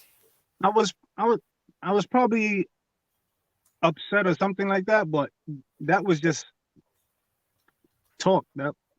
If that's what it said, That is what it says. I can send it to you on WhatsApp afterwards. Yeah, please do that. And a few people have been able to pick it up because it is very quick. Do you want me to run it again so you can hear it now that you sort of send it to me. I'll send it to you. Great. So it says, I should have let you do that £30 and get my effing weed money back. So let me just play devil's advocate for a moment, my brother. It's very specific language. When you're saying I should have let you do that £30, what kind of language do you think that fits? Well, I don't remember the context of the situation. I can't remember what transpired before that, so I can't recall that. But what I can say is someone saying that they should have done something is not someone saying, I'm going to do that right now. That's two different things. I'm not actually telling her to do anything. If that's what was said, which I can't recall just yet. Once you send me the video, I'll be able to hear it better. But those are two different things. I should have. It's just maybe angry talk or something like that. You understand? I'm not saying that I never got upset. I'm not even challenging you getting upset necessarily, because that obviously happens in any kind of dynamic friendships, relationships, whatever. Yeah, but I should have it's not saying anything. It's just saying I should have. It's not. No, really, I know it's saying I should have, but it's more the intent of the language that I'm interested in, my brother. Because if somebody was to turn around and said, I should have made you do that £30, listen to the language very carefully. I should have made you do that £30 and get my effing weed money back. If I had no knowledge whatever of any kind of backstory, I would still question that statement. I really would. Agree. Yeah, because when somebody says I should have let you do that £30, that's a very, very specific way of describing the use of money. Do you know what I mean? In what situation in life do we do £30? We use £30, we spend £30, we give £30. There's lots of things we can do with £30, but do we do £30? That's very interesting language, my brother. Yeah, but the intent is two different. You can't tell my intent by saying I should have. No, don't rest on I should have. I hear that. Like, we're not dealing with the intent. We're dealing with the use of the word I should have made you. So that's suggesting some sort of force or coercion. I should have made you, because that suggests that's against a person's will. So I should have made you do that £30. That's what I want to concentrate on. I should have made you do that £30. So if we unpack that statement, let's do it in chunks. I should have made you. That's you making a nice statement. It's showing the intent of this is what you're going to do. And then you're going to make the person do that, which says that there is some sort of force or coercion involved. And then you're going to say, do that £30, which is, I can only think of a few situations where someone's doing £30. It's usually drugs or actually prostitution, which is some of the things that you've been accused of. So I just want you to help me to unpack that statement. I'm not making a judgment one way or the other, but I'm very intrigued by that statement, my brother. If you can just help me unpack that. Like I said again, I don't know the context of the situation. I don't know what she did. I can't remember what she did. So I can't really answer that question. But what I can say is people do say things out of anger, and there was no intent behind it. Sometimes I might say something out of anger, but I would never put Simani in any type of hurt or danger. I might talk shit, but there's nothing wrong with talking shit. But no. Yeah, I hear you, brother. So look, I'm gonna actually be really, really honest. You said that you didn't want to talk about any women, but I think it's kind of unavoidable from my standpoint, because I have, let's put Simani aside for one moment. I've been inundated in my inbox with other women that have responded to not only Simani's post, but also my post. And I've had conversations with these women. And these women, they seem to corroborate what Simani is saying. They do corroborate what Simani is saying. And I've spoken to a few of them where it's been quite troubling, some of the things that they've told me they've experienced around you, with you, at your hands. There seems to be a pattern that fits with what Simani's saying around girls being groomed into sex working for your benefit, not being paid any money, and so on and so forth. Do you have any idea, my brother, why so many women are corroborating what Sim is saying? I have no idea. Let me just make it clear. I have independently fact-checked and spoken to these women and had their stories corroborated independent of Sim, because that's very important for us to be able to do that. Okay? So let's put Sim out of the picture for a minute. I have to talk about those women because that's what we do on this platform anyway. Those women have approached me. They've told their own stories, albeit that they don't feel able to come up here. For most of them, I have to say, it isn't the usual story what we hear about, you being some sort of gangster that's going to harm them or their families or anything like that. I think for most of them, the reason they haven't come up like Sim has today is because they feel ashamed that they were involved in prostitution and that they went through certain things. There are one or two that are afraid, that there might be retribution. But for the most part, nobody's sort of said that, you're going to hunt them down or kill them or anything like that. And we do get that on this platform. It's been around their shame in having been in that situation. So I can't leave that out, I'm afraid. Like, what do you say to that? Because you say you were wrongly accused of rape, to which you went to prison for. And we all know that rape is a really difficult thing to prove, especially in this country. But you served time for that, and a significant amount of time as well. And then if you put that together with what Sim is saying and what all these other women are corroborating, what do you say to that, my brother? Because it seems that you're either really unlucky that all these allegations seem to come your way, or there's no smoke without fire. Well, what I can say to that is I have provided a platform. Like I told you, my situation, I lost somebody in that line of work, and I vowed to provide a safe environment for people that I meet that's in that line of work. And that is what I offered to people: safety and security and pursuing their dreams in life. That's what I helped anybody that needed my assistance with. And you helped a lot of girls in that regard, according to yourself. Yeah. I have a lot of contracts with a lot of different people. I've sat down with written contracts and agreement, and we set out a plan, and everything that they create goes back into what they do. I don't, unless they need to pay rent or something like that, then that's where that goes. But the investment that they make and do goes back into them. Their clothing, their makeup, the videos, the cameras, that's theirs. Okay. And how do they make this money that goes back into their music careers or businesses or whatever? Yeah, well, most of them are in that line of work. Oh, so right. So this is about you engaging women in the sex working industry and giving them opportunity, basically. No, it's about providing a service of safety. A service of safety. Okay. And for you, what is that safety about? It seems that you've made it your sort of mission to engage these girls in order to what you perceive to make them safe. So is it that you're meeting them in unsafe situations? How do you know they're unsafe?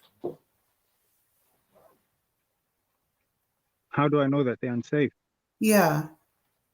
I'm asking this so I can understand, my brother. I never said they were in any danger. I never Okay, so said that. why would you feel the need to put them in a safe environment then, if they're not in danger? To tell you the truth, I don't really like that line of work that females do. Okay. And I think that my service and my advice, if they need it or interested in safety and stuff like that, because I've met a lot of people that I've conversated with on websites where they came to me and expressed that, look, I have a situation. I don't know how to go about. I feel unsafe when I go out and meet people and this and that. And, they ask for my help.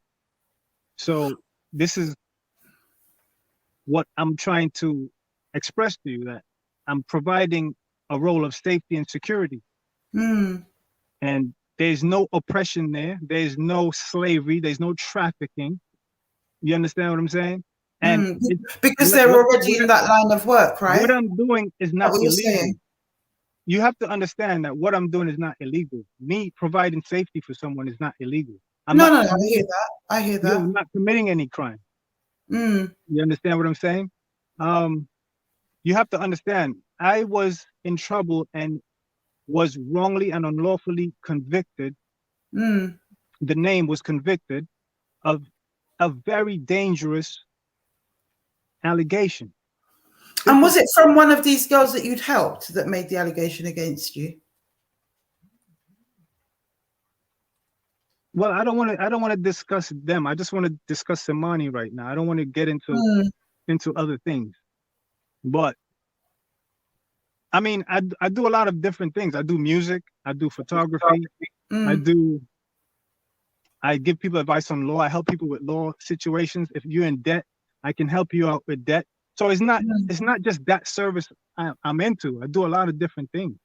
You understand what I'm saying?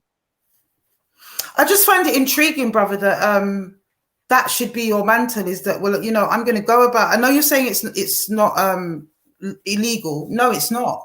If you offer a safe haven or help for women of the night, let's just call them that, shall we?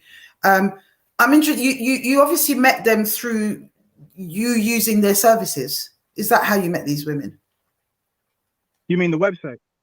Yeah, you met them on these websites because you were using escort services, right? I never said I only attend.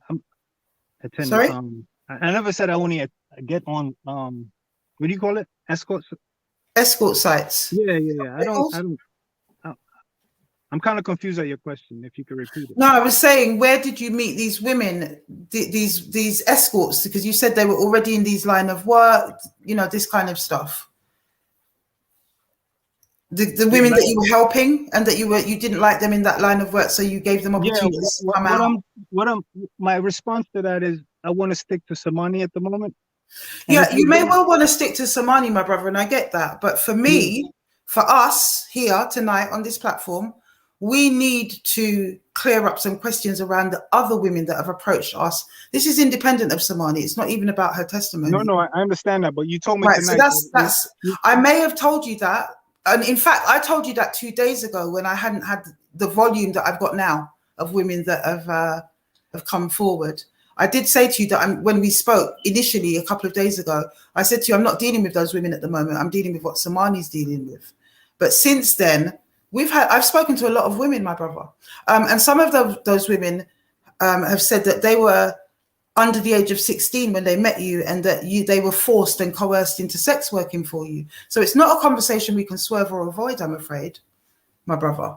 Yeah, but so far as well, I don't feel like you've given us a kind of satisfactory explanation about any of that as well. But this is something that is exclusive of Simani. It's absolutely nothing to do with her. These women have never met her, the people that I've spoken to, and they are telling a very, very similar story, sometimes worse than Simani's story, actually. Why would it be that these women are targeting you? I couldn't answer that. And I couldn't answer that. But what I can say to you is that I've had a situation with the police where I've brought some suits, and ever since I brought those lawsuits against the police, I've been having a swarm of accusations against me. All I did was. So are you saying it's like a conspiracy, like a police setup to discredit you or something? I don't want to say that, but what I can say is ever since I've done that, all this has just come out of nowhere, is what I'm trying to say. Forgive me, bro, for thinking that it does sound a bit fantastical what you're saying to me, though, doesn't it? Because well, I can show you the law. It seems for years you've been plagued by false allegations, and then after your incarceration and your arrest, the police then stage a conspiracy to have more allegations put against you. What would be the agency in that for them? Do you have information on them? Why would they want to discredit you? Are you a person that is a high profile person for them? How would that be feasible? What would be the rationale for that? Yeah, I don't want to get out of context with the you're saying get out of context, my brother, but it's very much in context because like we've been talking, my brother. We always give people due process. You've asked us to be fair and open-minded, and I believe I definitely have. I hope everybody else here has as well in listening to you. And I've heard a lot more in depth and seen a lot more from both sides. But I'm still kind of uncomfortable, my brother. I'm not going to lie to you, because there's a lot that you either don't want to answer, or you swerve answering, or you don't answer adequately. And that's leaving me to feel quite uncomfortable at the moment. In that I don't understand why it is that what you've shown me so far is sort of 20-30 second sound bites of what looks like a toxic relationship. It hasn't convinced me that you're not guilty of what Sim is accusing you of. And I'll tell you why. Not only because of the content that I've seen from both you and her, but also because of the corroboration of other women. That's the bit that you don't want to answer and that you swerve around, and that needs to be answered for me to feel, well, can I say that this man is exonerated and then go for these women that have told these terrible lies on him? You haven't come up with a sufficient explanation, bro, as to why these other women are saying the same thing. I mean, I've given you my answer, and you told me that you're not accepting my response. I told you what I believe. I don't feel like you have given us an answer. You started to tell us a story about a lady that you'd helped. I don't feel like there is. Maybe you want to take me back on that in case I've missed something. Okay, so let me try and repeat this again. Okay. Prior to my lawsuit,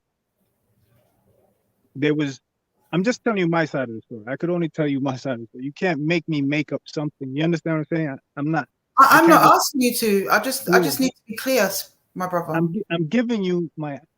Okay, so from what I've learned about not all women, some women, is that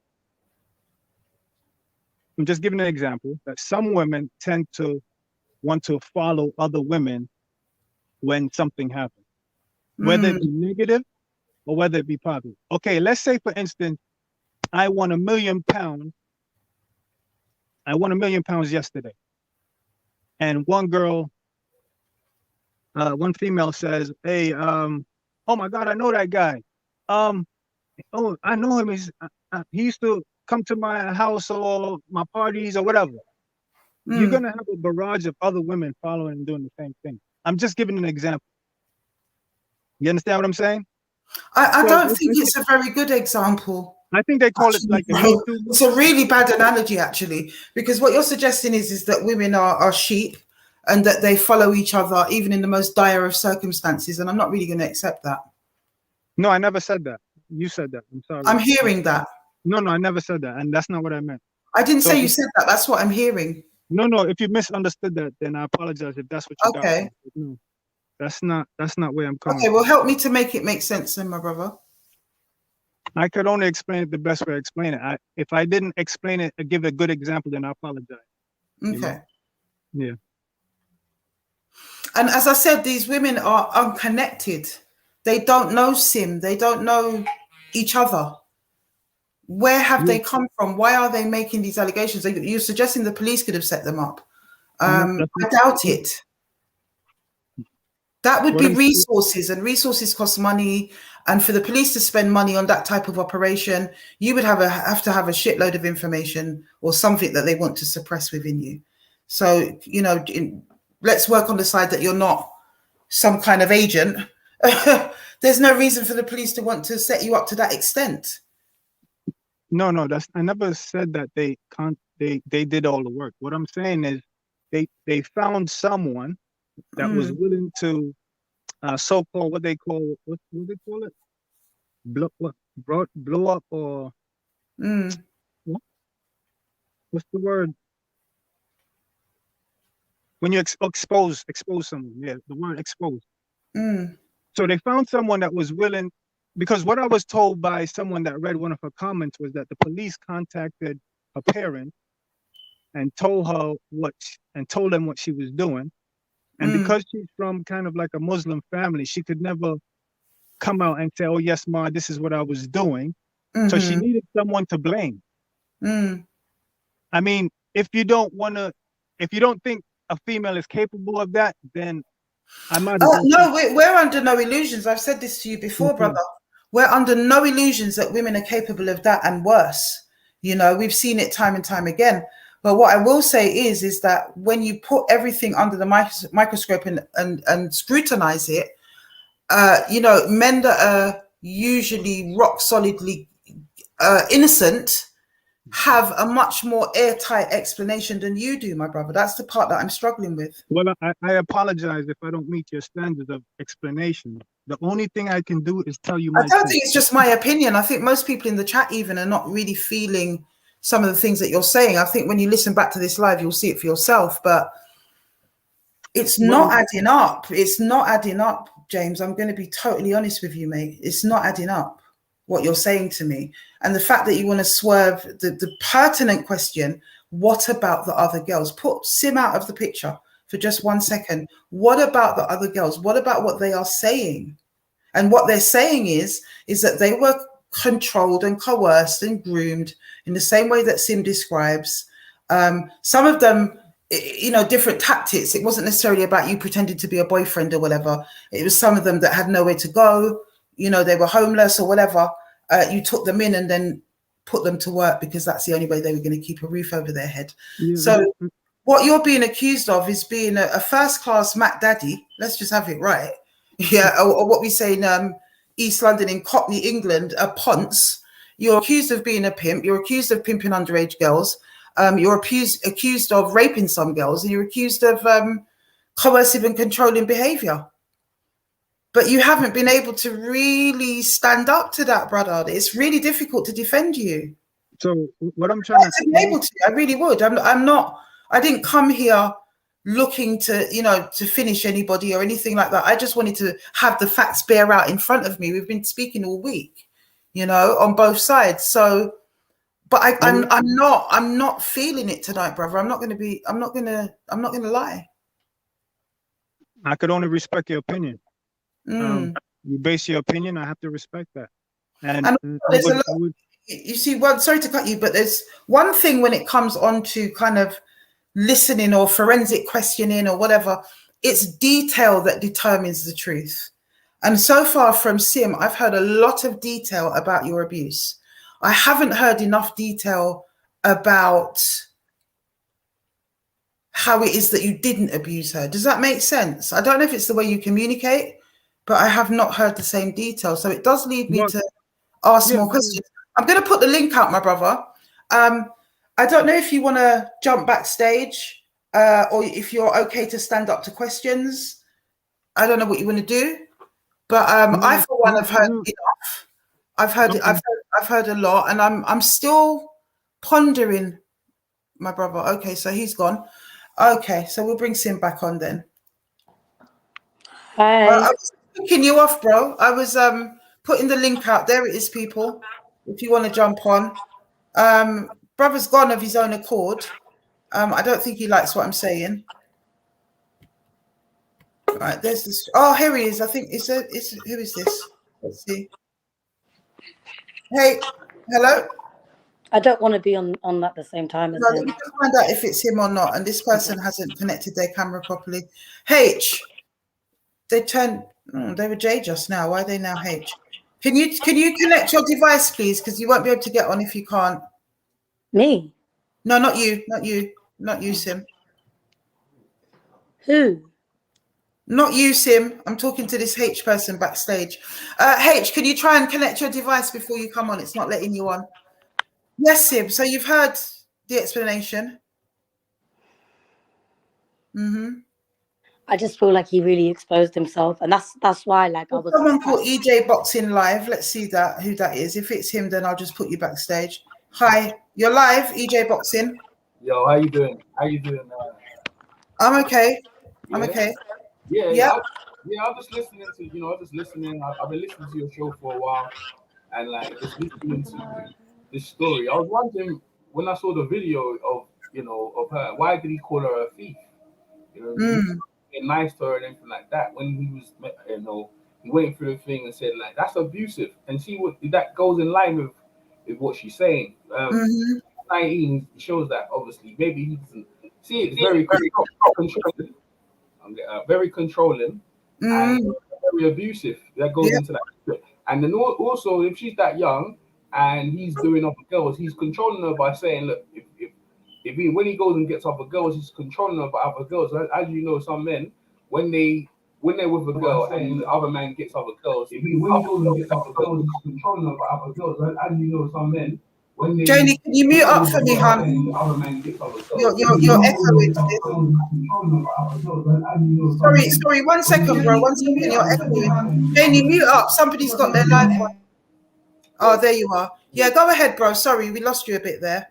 No, I was saying like it's abusive in a way. She's all kinds of abuse she's got because first off, yeah, he met her as in the escort service, right? Then why you're so and then this is the first will probably will kind of you said me as a male, and let's say I went through a court system and someone accused me of rape. The last thing I'll be doing is put myself talking to escort to put myself in that situation. That's the first thing. Like, right? I wouldn't do that. I wouldn't do that. I'd like, no, I don't want nothing to do with it. Keep myself clean. Don't want nothing to do with it. That's the first thing. So you're approaching a girl, and then you're saying you're trying to look out for them and stuff like that. To me, it looks like obviously from everyone looking, it sounds like you're recruiting, and then to keep the girls in line, not physically, but mentally abuse by putting them in a situation and making them feel that. And he said he could make them leave. But what he doesn't, where if you leave, you're going to go back to what you had. You haven't got nothing. So it's a mental. Yes, my brother. Exactly what I deducted. Go ahead. Completely mentally abused. And the thing, the abusive Bob to me, like I picked up on the video he said he was incriminating. Why are you calling her a thief? Look at her face. She's leaving and you're abusing her on the way out. Let me check if she took it. Why would you do that? That's abuse right there. Now, the fact that there's other girls come forward, it shows that obviously the other girls, this girl's come forward, the other girls have got the strength enough and the courage to come forward.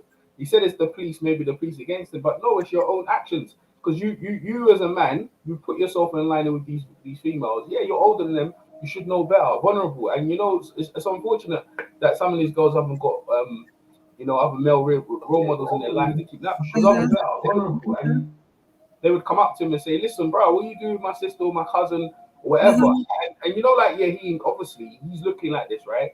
So you're putting them out to work, you're getting paid. At the same time, I think he's trying to use them to get into the music industry to make money off them of the music. And I think this is where I feel like that relationship's broke down. I think she's kind of said, "Look, Cena, I don't need you no more. Something, I don't need you no more." And she's broke off and this and that. And she's telling her story to let other people know where she came from. And yeah, he's probably has done some good things for her, like music industry and stuff like that. But the bottom line is how the relationship is tainted from the start, bro. You know what I mean? Yeah, because there's a profit in it for him. So whatever he does is tainted after that. It doesn't matter how much good he does. If his intent is to exploit, then it isn't good at all, is it? Hold it right there, brother, because you make some really, really good points. Last thing. I think the age because of the age difference, and you've been in the court to me, like, it's very hard to get over. And obviously, you say you don't know because you caught him out on some good questions, and he oh, I don't know this and I couldn't answer that. So no, really good. He flopped completely for me. Yeah, really good. So that was my last thing. I'll let everyone else give their take. I'll drop off. All right, but don't go anywhere, bro. I want you to be part of the discussion. Yeah, just mute up for me a second. Okay, no problem. Okay, can we hear from Janie or Shane? Let's hear from Janie. From Shane first. Shane. Yeah. Hello. Hello. Hi. From Janie. From Shane first. Oh, Shane. That's all right. Yeah. I just wanted to say, like, I think it was really. I would like to applaud you with the way that you handled that situation, because it was. That's how, you know, an interviewer is supposed to handle a situation like that, especially confronted about, you know, a very sketchy situation like this one. I feel like with this James Irish guy, he was literally talking a lot of nonsense. A lot. I feel like he was trying to backtrack everything that you was coming at him, and you didn't come in with any force or anything like that. And he was just backtracking everything. Even when you you know, asked him about the other women, because there is other women, because you know, you verbally displayed that you've come across other women who had similar situations like Sim, you know, and he was just saying, "Oh, I just want to be talking about Sim. I just want to be talking about Sim." He didn't deny it, which I found was significant.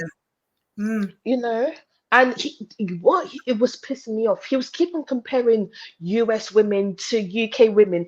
We're all the same.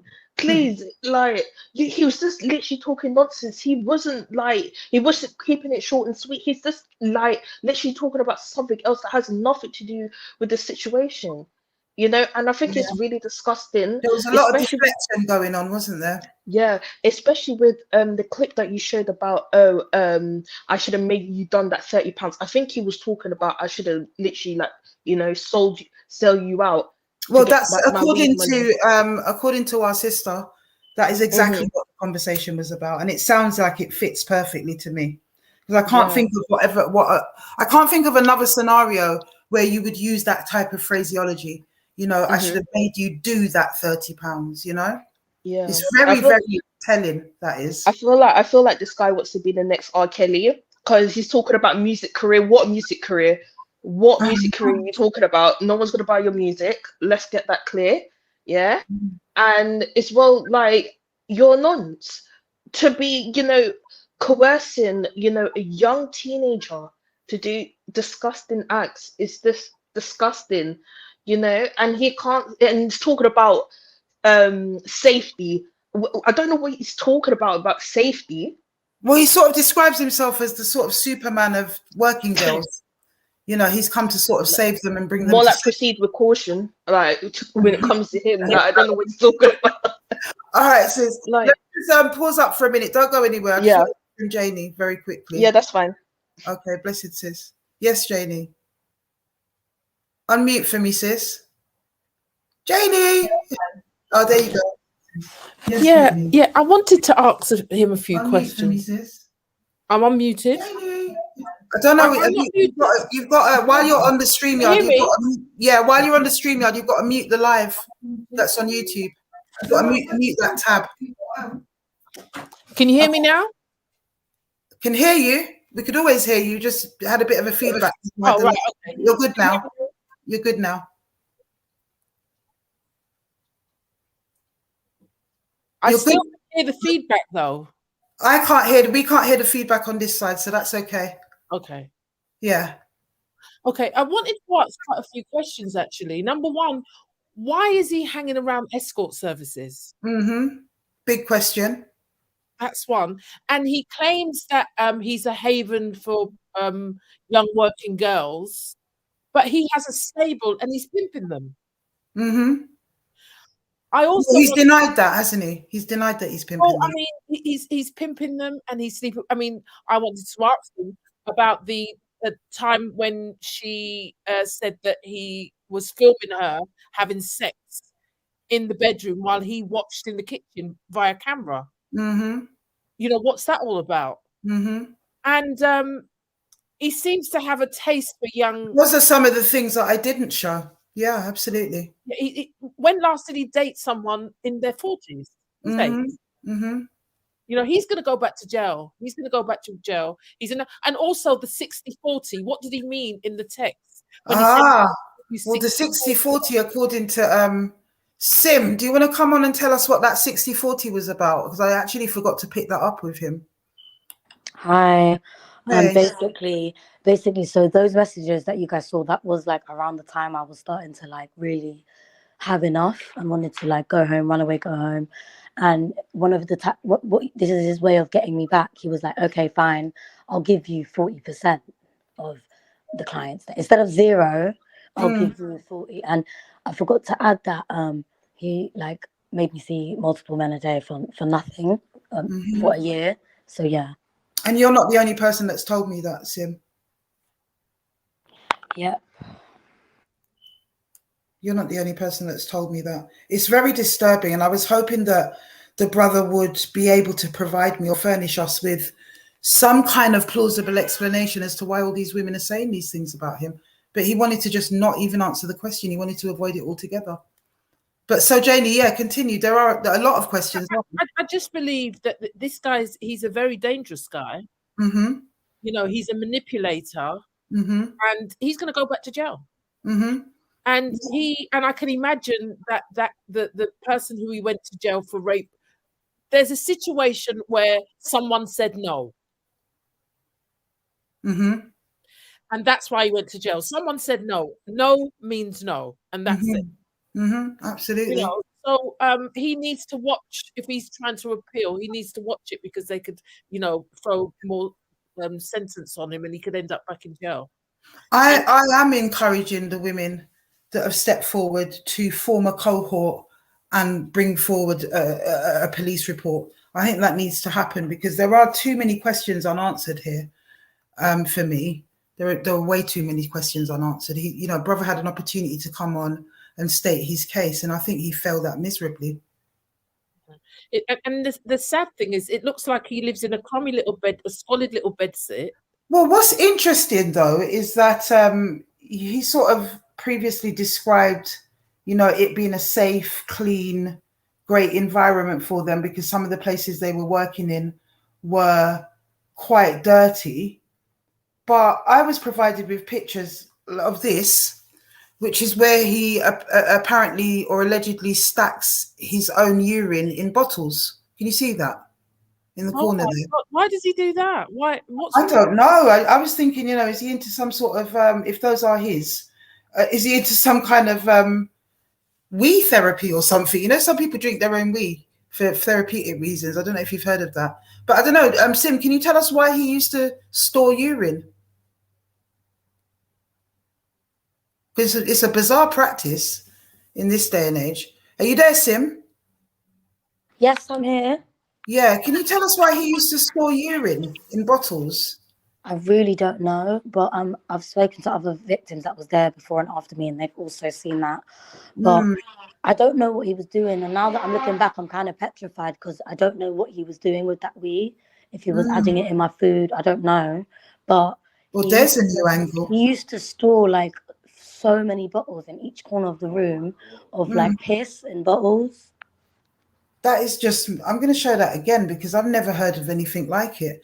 Unless I said like he was some sort of, you get these new age vegan health freaks that are into all sorts of weirdness. They sometimes drink their own urine for therapeutic purposes. I have heard of that. It could be that. Hello, can I say something quickly? Yeah. Hi. I wanted to talk about this. Shane, just Ed and then you. Sorry, Ed. Okay. EJ, sorry, not Ed, EJ. No, that's the past drug testing. He probably, some of the guys he does will probably do competitive weightlifting, and what you got, urine testing. So you have fake urine, you can sell them in it. You can sell that. So it's probably for them. Oh, he's selling it to guys that are on steroids and whatever. Yeah, I know. Because Mike Tyson does it, because I know boxing it. So he used to have this thing called the Whizzer, right? So they should go, look, you need to go take the toilet. So what he'll do, he'll take the fake dick, whatever, put it in there and squeeze it out into the thing, and then. I know it all now. I've really heard it all now. So hold on. Did he ever use any drugs or anything? Did he have clean wee? Sim? He actually, I'm not gonna lie, he actually didn't. I don't remember him doing any drugs. I don't think he did. But he Some would people are buy. saying it's But a he form would of buy voodoo. weed. But he would promote it to the other girls. What did you say? Some people are saying that it's a form of voodoo in the chat. Yeah, I believe. My friend just googled it now, and apparently it's a love spell. Oh no, he tied you. I've never heard of this one. In Jamaica, they use other means like period blood and whatever. But so okay, love spells means that he ties you so that you find it hard to leave him. Can I ask, Sim, if I may, did you ever say no? Yeah, there was more. What do you mean? Like, what do you mean by that? Like during sex and stuff like that? Yeah. Yeah, there would be times I said, I'm tired. I don't really want to do this, please. And basically, to be honest, it was most of the time I used to say, please, I don't want to do anything, to be honest. And he would be like, all right. And he would leave at the middle of the night and be like, I'm going to go get it from someone else then. And sometimes I would just let him go. And sometimes I'd cry and then end up doing it and he'd be like, yeah, that's how you please your man. Otherwise, they're going to go to someone else. I don't know why I fell for that, but yeah. And we talked about that as well, isn't it? Like whether or not you tried to resist sleeping with the other men as well. Yeah, I used to say.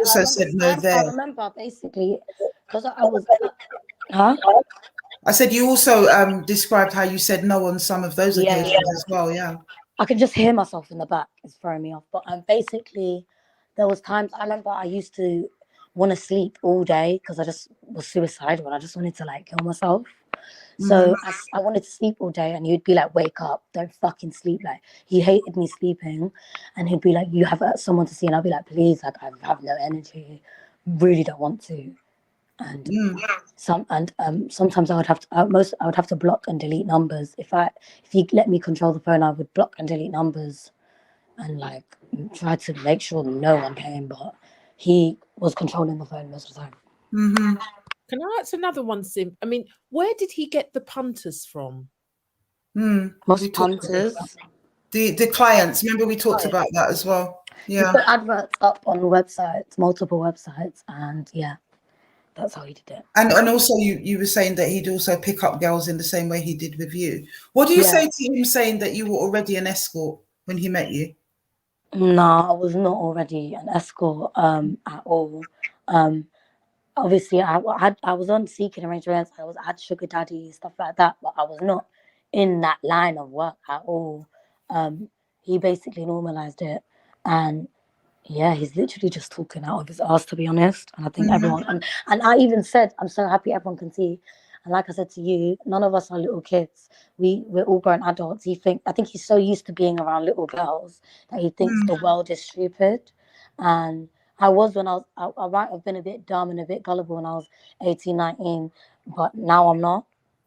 Yeah. I'd like H to try and come back on. Somebody called H was trying to get back on before and they didn't have their device connected. When you go on, don't try to turn your camera off before you come on, H. Turn the camera off at the point where you're entering. Otherwise, it will say your device is not connected and you won't be able to come on the live. Please try to rejoin. I'd love to hear from you. Okay. Hello, could I say something quickly? Yeah. Sim, I wanted to ask you a question. I want to know more about his sister because apparently she was complicit in all of his disgusting doings, you know, with the pimping and all that. So I'd like to know more about this sister of his because, you know, she's guilty as much as him. So I was wondering if you could give us more information about her. Yeah.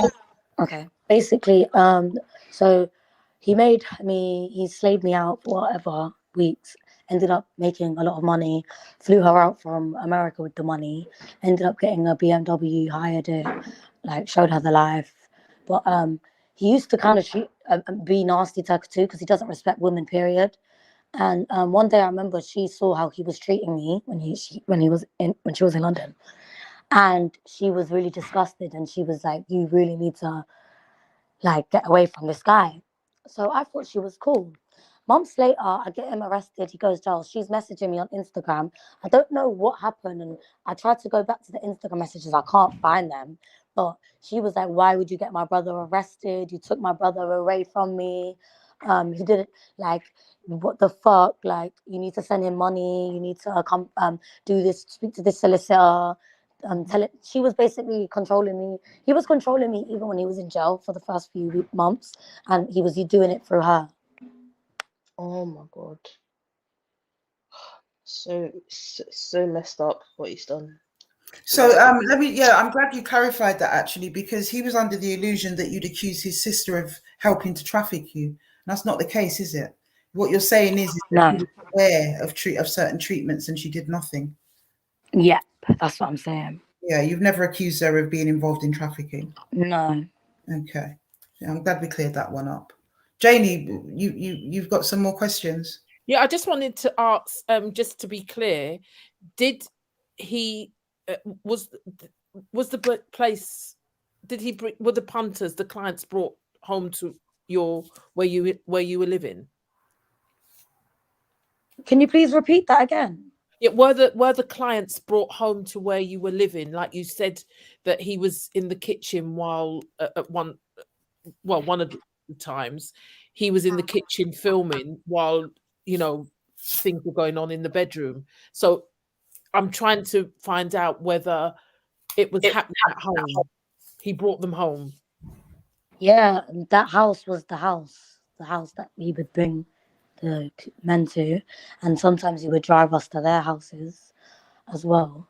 And yeah. And obviously you felt that you were in love with him at that before you woke up and realized you were genuinely in love with him as somebody who you felt cared about you, right? Yeah, like even earlier when I was showing those videos of myself, it was really fucked up because I didn't see the world as like a bad place. I was one of those people that was kind of naive, just viewed everyone as good. Because I'm not trying to toot my own, but I genuinely was a good person. I'm a good person. So I just assumed everyone else was. Sorry, can you ask me the question? My mind is just all over the. No, it's all right, sis. You've been through a lot today. But I just I want to hear from others. Like EJ was making a really good point. I wanted to answer that question though, but I just forgot it. Sure. Okay. Oh yeah. Basically, yeah. I did. Yeah, and I had like really bad Stockholm Syndrome.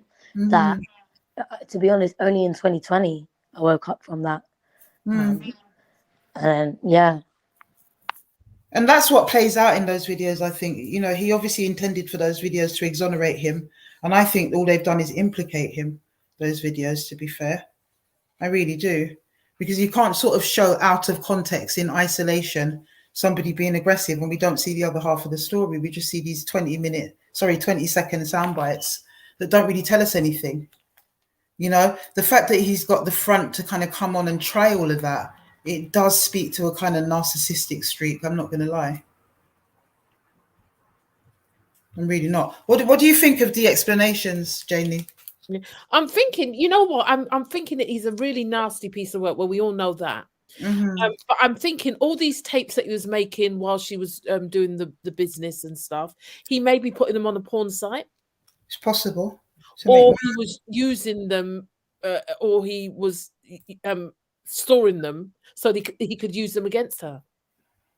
Right. I mean, that's like he would always, even he had a camera and he would hide it. It was like a camera that was like in an object. Like it's like a hidden camera basically, and he would record all of us, even other girls, and watch it from the other room. And he used to store. I remember going through his phone one day and it was all stored. And I told him, "What the fuck? Why is there videos of me and these other girls? Like, are you watching this?" Like, I always used to have breakdowns and lose my mind when I saw shit or heard shit because it would break my heart and like just make you know what I mean. Yeah, I don't think this guy can plausibly deny that he's not a pimp. I think you should all get together and really, to tell the truth. I mean, we need guys like this off the street. Absolutely. He belongs off the street. He belongs locked up in prison. Absolutely, and there are underage girls involved as well. Yeah, he's a danger to young females, and it gets younger. Yeah. He's a nonce. He's a ponce. and he belongs in jail. Simple. Yeah, and guys, there was even a time where he was like, "Oh, I'm going to the shop, wait in the car," and I thought it was dodgy once again. I always used to pierce, like, look where he was going. He was always going to girls. But guys, one time there was literally a girl that looked like she was 12 and she looked like she was lost. And while I'm looking at where he's going, he goes to the girl, guys. He goes up to the, maybe even younger, maybe like 10 years old. He went up to her and when he got back, I had a breakdown and I lost my mind in that car. And I was like, what the fuck was he talking to her for? What was that? Like, why? And he was like, oh, shut up. You're overthinking it. I just wanted to help her. She looked lost. Maybe she could help with the business.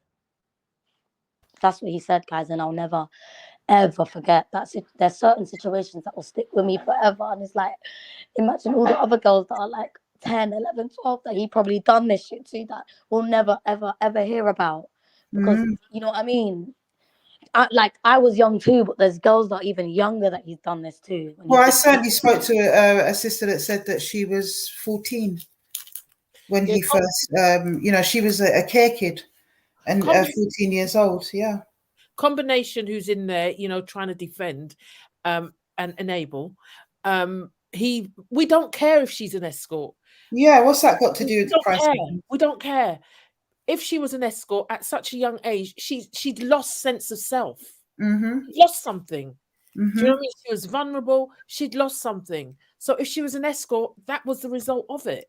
You know what I mean? So whatever you're saying, combination. I'm always dubious of people, men particularly, that try to use that type of status. Oh, by the way, guys, I just wanted to know that but combination is him. He has a business and it's registered as well. So it's him. Combination Ltd is him, guys, by the way. Oh, I see. That makes sense. Is that James? Is that Mr. Irish? Yes, that's his business. It's on gov. Combination Ltd is his business. That's him. Yeah, combination. That makes a lot of sense, doesn't it? You troll escort sites. You troll escort sites looking for women. You're nasty. I think brother should come back on and defend himself. What I was saying to him was, I wasn't telling him to go. I was saying if he wants to stay in the background or stay on to be a part of this panel and answer questions from you guys, and he just came straight off. So I feel like that's quite telling, James. I really feel that you need to defend yourself more rigorously.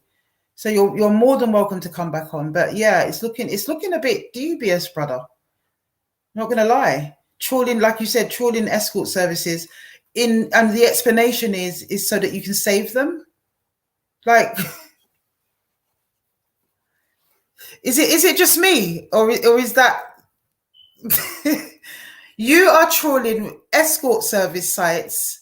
This is what I call them. I don't know what they're called. Not necessarily looking to have escorts or use the services as such, but to tell the women that they should come and live with you so that they can stay safe, at which point you end up having sex with them, but you also go on to help them and improve their lives. Like, how is this a defense? Is it just me? EJ, help me out. It's like a pastor saying, come. A pastor saying, come to the church. We're going to help you. And then start sleeping with all the women, which we know happens anyway. Absolutely. But it's just, it beggars belief that he can justify anything or try to justify anything that he's done. When he's an obvious narcissist, he screams it. It comes out. Textbook. He's a textbook one, yeah. And it's a misogynist as well. Don't forget that it's a misogynist. Oh my God, guys, he hates, the way he hates women is crazy. Like, he used to make me sit down, guys. And that's why I really hate men like Andrew Tate and Kevin Samuels, because he used to make me sit down and watch men like him on YouTube that hate women and have wives that are broken and just yes. And he's like, this is what a real woman is. You're not submissive. This is why we go for Spanish women. They're so submissive. You're not submissive. This is why I hate this is why on Twitter certain stuff triggers me, like cussing black women or these Andrew Tates and Kevin Samuels, because it reminds me every day I was being reminded of him. And he really loves men like that on the internet. There's so many men. Even Tariq Nasheed, he loved Tariq Nasheed. I've not heard of that one. Have you heard of Tariq that? Nasheed is a pimp. I I know only know this man because very of well. him. Yeah, I know. Tariq Nasheed is also a pimp, and he loved Yeah. Tariq Nasheed. Was anybody buying the prayer at the beginning? Because that made me cringe. It made me. I mean, I definitely you know wasn't. that I'm a praying I woman. definitely wasn't. God forgive me. I laughed. I think a lot of people in the chat was laughing as well, but I was thinking, seriously, bro, It was just a like joke. this is feeling a little bit staged to me. Yeah, it was a big joke. It was just, just like, really. You know, I think he was trying to make a mockery out of the situation. He was trying to make a mockery. I think The he genuinely situation. What the believed. hell? Yeah, guys, and he also used to laugh. Like he used to laugh, and other victims have told me this too. He laughed every time he would make you lose your mind and cry and have a breakdown and want to literally kill yourself. He would laugh. Say that again, sis. He would laugh at like my pain, and the other girls have told me the same thing, that once he gets you to that level of, oh my god, like you're having a breakdown, he would laugh like he found and pull out his Sorry, phone. Hurricane Toya says he goes to UCKG. For real? Wouldn't be surprised. I was going to say, Afua, I was going to say, you know, when you was calling him out and you said, like, it seems to me that you're Mac Daddy, I heard him and he chuckled. He chuckled when you, I heard it. Yeah, and also, guys, like, do you know, I know why he chuckled, because he used to call himself a Mac, and he has P tatted on his arm. So yeah. You're going to jail, Mac Daddy. Yeah. Yeah, please. Mac Daddy in the fur coat. Like, seriously though, like, is this Mac Daddy? Like he's bragging about selling underage girls. Like, like what? Was that a bit? I'm just not convinced. Like, I really came here in the balance, open-minded, like he prayed for. I really wanted to hear a strong defense, and I couldn't get it. I couldn't get it from him. You know, he may feel that he's been overly challenged tonight, but no. And wanting to swerve the question of the other women, I thought that was just the nail in his coffin, really. Why don't you want to talk about these women? Who are they? You haven't even denied it. You've just said you don't want to talk about it. What I wanted to know as well was what he did for a living. Nothing. If he wasn't living on pimped Nothing. money. Basically, guys, he went to a uni. Well, when he was abusing me, he went to a uni, and he used to abuse girls at that uni too. Like one day I ended up calling a girl because I thought they talking, and she said, "Sis, I don't want him. He stalks me in like uni." And she was like 20. Okay, brother's back with us. What do you want to do, Sim? Do you want to stay on? I want to leave. I want to leave. I want to leave. All right, go backstage. Just don't go anywhere, though. Go backstage, okay? Let me take you off. Hold on. Let me just take you off and get him on. Hi, James. You're back. Yeah. Yeah. So we've got a few people that want to ask you some questions. I know EJ Boxing wants to, and Janie's probably got some questions. James, when last did you date a woman of your age? James. Hold on 1 second, please. Hold on 1 second, please. Right, let him speak, Janie. Let me just say something to Afua real quick. Yeah, I was just one of me, because I speak American and my language kind of talks fast. And the comment that you said, I should have to do the £30 thing. Yeah. Yeah. He's saying that he heard I should have let or something like that. It wasn't made. Sorry? You've gone quiet, James. Say again.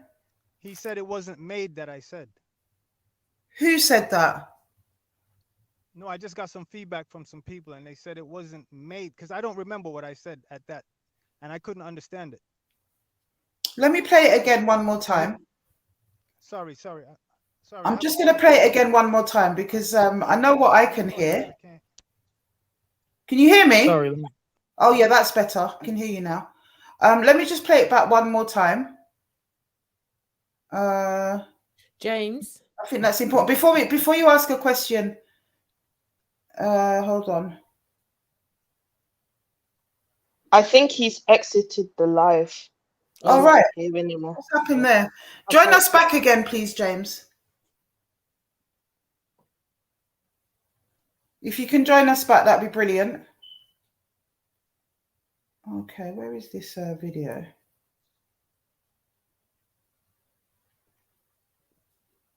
Join us back, please, James.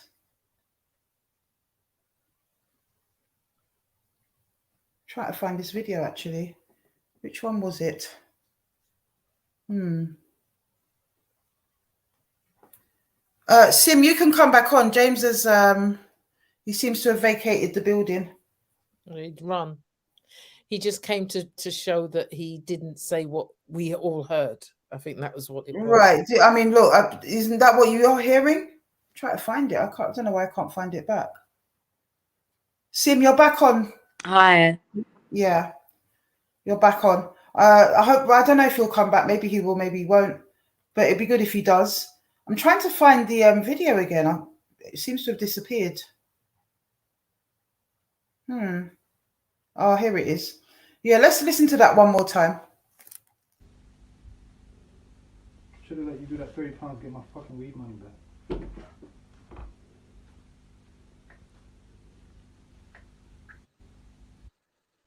It said I should have let you do that £30. Do that £30 to get my fucking weed money back. That's exactly what it sounds like to me. So and he's saying just because he said let instead of made, that it's different, that it makes a difference. Let you do that £30. All right, is that the point? You know what I noticed with people that are like in a sticky situation? They really home in on the most minutia. They home in on the minutia in the expectation to kind of blow that up, so all the focus is diverted to this one piece of minutia. People do that a lot of the time. How you doing? You're live. You're on. I've let you into the live. You going to speak to us? Sorry. What are you talking to me? No. There's somebody called that's joined, but they're not speaking. Can you take your mute button off, I think you're on mute. I can't just allow you to sit there and listen. Hi. You've got to participate, Oh, hi there. Hi, Can you hear me? Yeah. Hi. How are you guys doing? We're good. How you doing, sis? I can't really hear her too much. Yeah, you're a bit muffled, a little bit. Low. She's a bit low. Yeah, you are a bit low. Can you hear me now? Yes. Oh, that's a lot clearer. Yes. I don't know. I'm not. Yeah, we can hear you. Yeah. We can hear you. Okay. Yeah. Oh my God. Yep, you're live, sis. Okay. It happens. Yeah, I don't know if brother's coming back. I'm going to put the link out one more time. Let's hope brother comes back on. EJ Boxing Live. Do you want to add anything else, my brother? Yeah, it was the tone. No, but the thing is, listening to what he said in the background, it was the tone, though. It was the tone. The tone was aggressive and it was a bullying. You know what I'm saying? It goes back when he says about the £30 thing. Yeah, like if you listen to it, it wasn't like saying it. It was very aggressive. Like what I mean, he goes into the state like bullying. It's like he's very manipulative. You could see like them type of man there. Wait, he's very slippery. He's very slippery. And you see, he says that he studies the law and all them things there, and this, that, the other, and the prayer. There's many guys who use God, and believe that they're doing righteous things, and they did. I think what's his name, James Jones, whoever, who killed 100 people, even people who hanging black people. Some of them, like them KKK members, they listen to church as well. So the prayer to him is to show that he feels like he's doing God's work or something like that, man. Right, exactly. It feels like that, right? You know, the mindset of a serial killer. Yeah, I felt that. Like, really, you put an S on your chest. Yeah, the working goals, Yeah, he seems to me like he's already, and because of the age, he's already mastered mind control. That anything he says, he believes, and he'll make you believe it as well. And then he'll make you question your thing. That's where them sort of people, they'll make you believe like like you'll see a tree, that tree looks green. No, that tree is yellow, and then like your screen is yellow, and you have to question yourself and your own mind about the tree, but you can see easily that is, and them sort of people, they're dangerous, man. They're dangerous because he believes 100% what he's saying. Like him come back on to say about the word, it's like, bro, but you obviously look what it is. Look at what you're talking about, like the way you're right. And like after all of the other allegations, you want to home in on semantics. I still, when he came back on, I wanted to address it why he called her a thief though, because I'm on that one. Like, I don't know why would you say she's stealing and like that? Already just putting insecurities into people, and it's like yeah, like it's very manipulative. So I mean that's It where I'm really at with stands out. The manipulation stands out for me. yeah, that's I where I'm don't. at. Villanelle says he's a convincing liar. I don't think he's very convincing at all. I really don't. I'm not convinced. Guys, Yeah, one I'm not second. convinced either. Basically, my best friend who helped me help me encourage me to forward this to the police wants to speak. Oh yes, come on. Hi, so I just wanted to say one thing to James Irish, if he's still listening. You came in here and said that she was using you for clout because her music career is failing. Her music career is not failing for one, and why the hell would she use you? What was she gained from that? That's one thing I was just wondered, but obviously he's not up here anymore. Mm-hmm. And then I also want to know about some of the DMs that Sim got from these girls. Like, I have some questions about them. I want to know about him driving around Central looking for homeless women that are sleeping in sleeping bags and tents. I want to know about him dragging a 15-year-old into a car, and I want to know about him, like the girl that he went in a shop and he was left in the he left this girl in a car with another girl, and she tried to escape. Another girl held her down, so he's actually training other girls to help him do this as well. Yep. I don't think people I've certainly realize heard a lot of those things as well. Yeah.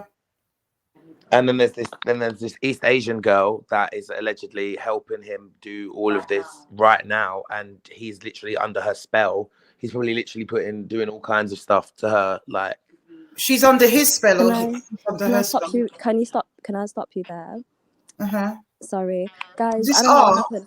Yeah, it's me. Oh, you're back. Okay, lovely. Yeah. No, sorry. I was just doing things. I was. Can you hear me? Sorry. Yeah, we can hear you. Oh, my phone's getting up. I've known Jay. I'm not gonna lie, for 7 years. I don't know if you received my email, Afua. Oh, is it you that emailed Yeah. me? Okay, yes. Oh, that's good. I'm glad you've come on to bring some balance. So you're a J supporter. Let's just say that, yeah. Yeah.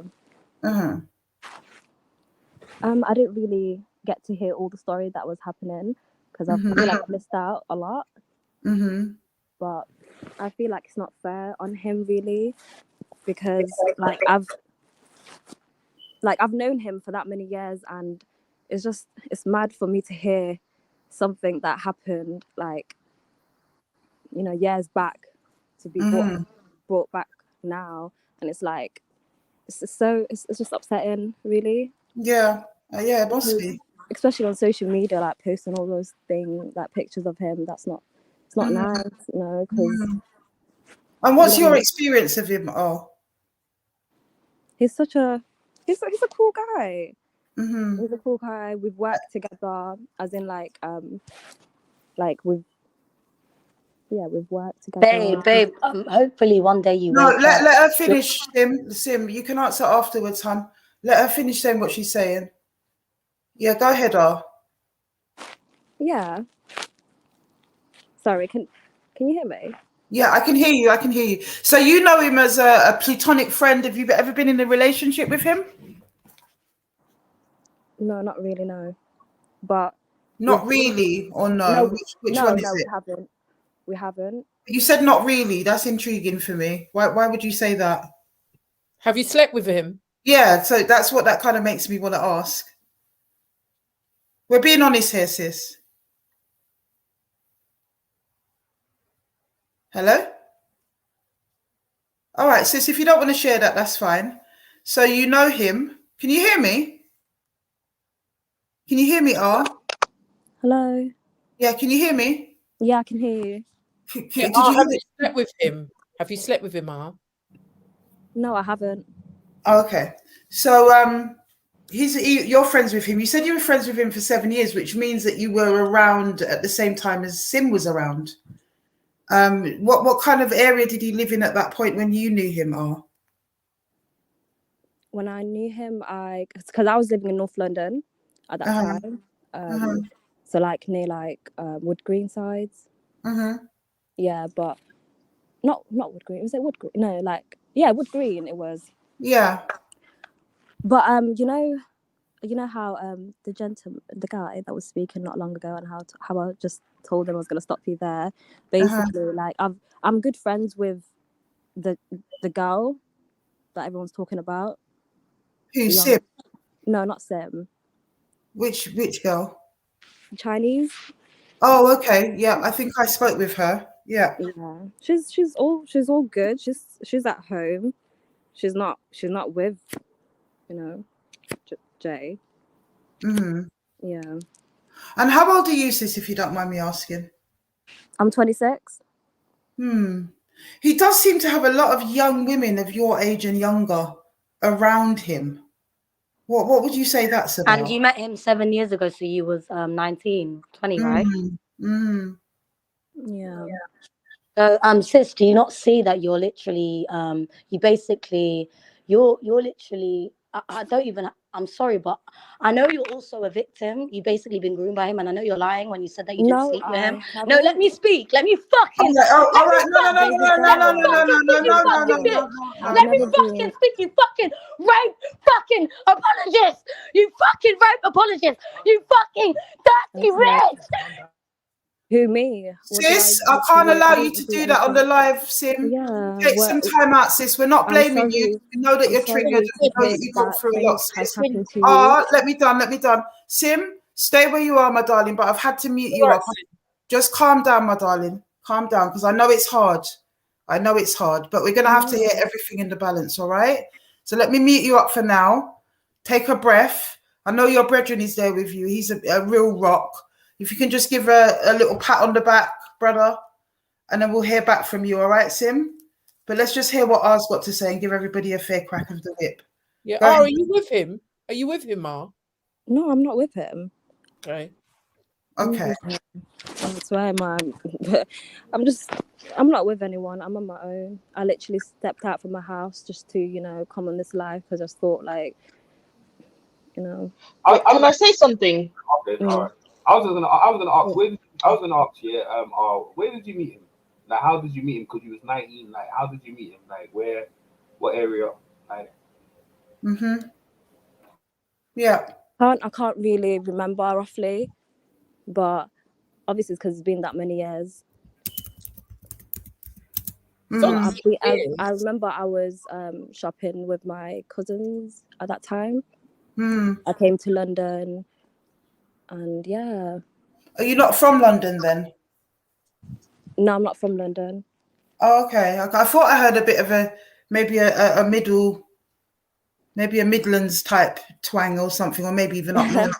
Yeah, like Coventry side. Oh, Coventry. Okay, yeah, lovely. So you met him when you came to London when you were 19? No, I was living there for the year. So I was staying there for good 4 years. But and then yeah, and he was really nice, like literally. Okay. He always is. What made him nice? Why do you think he was nice? Did he do things for you? Did he help you out as well? No, as in like he helped me look for a job, in London. He helped me obviously just like not make a CV, but as in like I made a CV, and he was just like trying to, correct, the errors and that, because my English at that time wasn't as great, because I speak a lot of languages. Where are you originally from? I'm Somali. Oh, okay. Yeah. He's got a type, hasn't he? Wow. So wow. What happened? No, we were saying that there's a pattern and a type. Young girls, vulnerable backgrounds, stricter religious backgrounds, and so on and so forth. Bless up the space, Hurricane Toya. Yes, sis. I want to ask a question because I'm noticing something as well. Is it like exotic girls he goes for? Like not black girls like me and Afua, obviously not, but like girls that are Somalian, Indian. Is this the type of girls he's going for? Because I'm starting to see a pattern here. He's going for the ones that he thinks he can control the most. Because it don't sound like he's going for no Jamaican sister, no Trini girl, no Antiguan, no Dominican type of girls. It sounds to me like he's going for all these underage girls that are from a certain background. Yeah, I hear that. Sim's Somali background, and most Somali girls I know.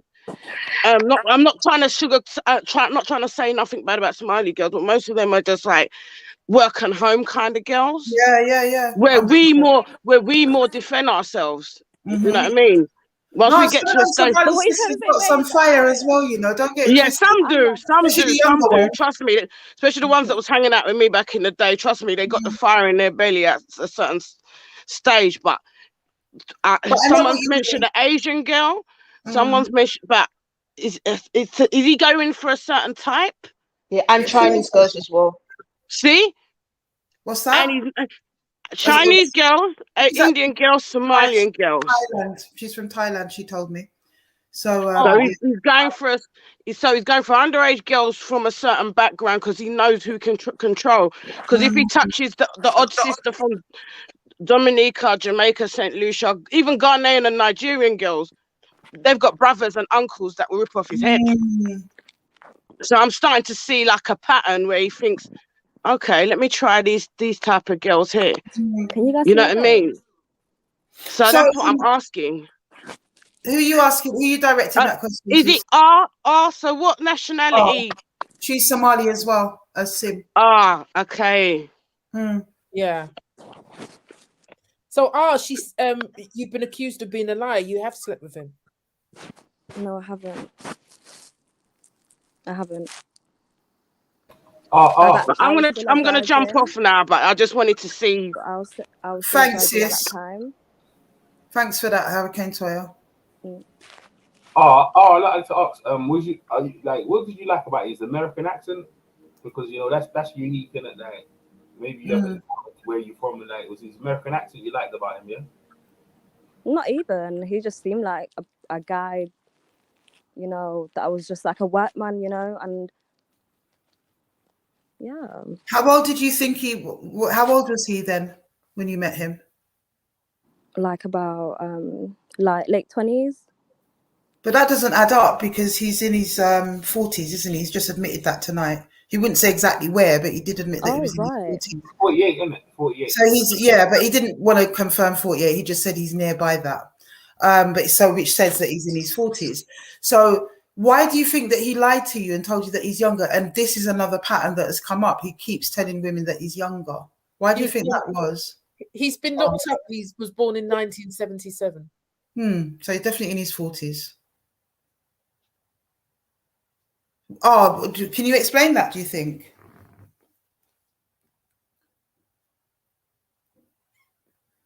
Are you with us? Are you with us, sis? I think I was with someone. I think I was with someone. Feels like it. Sis, are you with us? Can you hear me? James in the background, isn't it? It kind of feels that way, don't it? Yeah, he's in the back. I don't know what to say, did it? Like, sis, come on down, bro. You know you'll be out there. Come on. he's in the back. Oh, poor sister, man. Are you with us, sis? Can you hear me? She's gone on mute. No, she's not muted. She's just not talking. Well, I hope she's not broken down because she's found out he's Asian. He's been lying to her all this time. Yeah, that does seem like it was a bit of a shock. Sis, are you with us? Hopefully you can hear us, sis. Like, our beef is not with you, my sister. Sim, are you all right now? Yeah, I'm fine. Oh, bless you, sis. We get it, yeah? There's no judgment here. Yeah. We totally get it. R seems to have gone off radar, but she's still in the chat. But what do you want to say? Because obviously, everyone's going to have different experiences, aren't they? Or she's being coerced. It's one of the two. 100% being coerced, but for me, it's like, be naive, you can be gullible, okay, you're being groomed, but to now you're basically shitting on all of us, and then you're like, hey. and then someone says he's actually in his 40s, hey, yeah, bitch. Oh, I'm sorry, I'm sorry. I'm trying to not be angry, guys. I'm sorry. You be your authentic self, my sister. What does she mean? But when she said, oh, that really angered me because it's like, yeah, that's why you don't talk.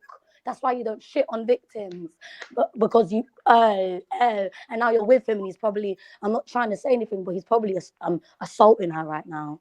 Oh, you know what I mean? Craziness is going on. Those girls, he's taking their anger out on them. He's still doing it in Newcastle. He made a Chinese girl open up a flat in New London, I was told.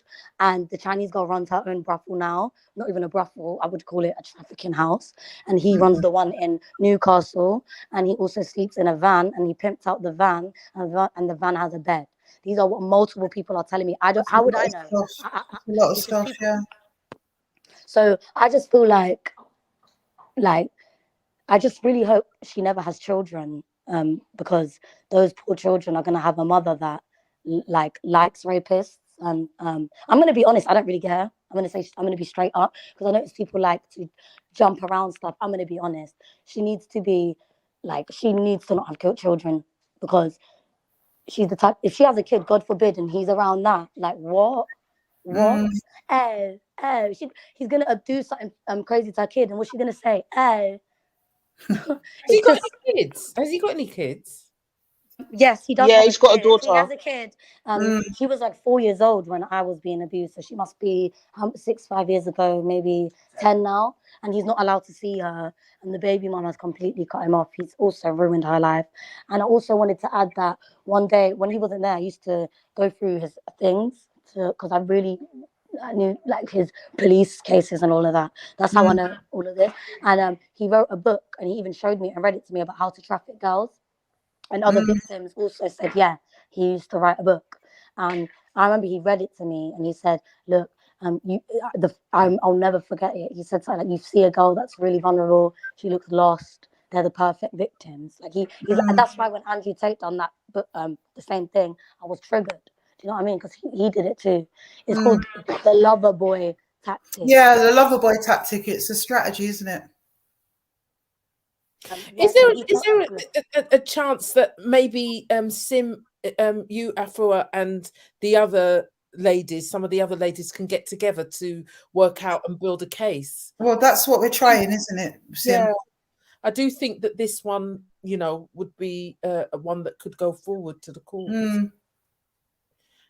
Yeah, he seemed quite concerned when talking to me about that kind of thing. One could say that, well, he's been away before. Let's just play devil's advocate and say that he wasn't guilty, and that might be why he's digi about it. But then on the flip side, it could be because he knows he's guilty and he's very nervous about what could come next. So I don't know what the perspective is, but if I put everything together, I just don't believe him. It's just, I don't know how else to say it. I just don't believe him. There's too many holes, too many inconsistencies, not enough strength in his argument for me to say, yeah, brother's been, he could actually be telling the truth. I was thinking also the fact that she's Somali or from her country, and someone even said in the comments she might be a troll because Somalis really troll Sim and they hate her. So we need to take that into consideration. While I was being abused, I would use music as a way to escape, and I'd post my music and be literally, like, for the past 3 years, guys, I don't know if you guys have seen, but I've been abused so bad by incels. They wish I've been sexually assaulted. They say that I have no clitoris. They said I deserve it. They said that I deserve this situation because I slept with a Jamaican.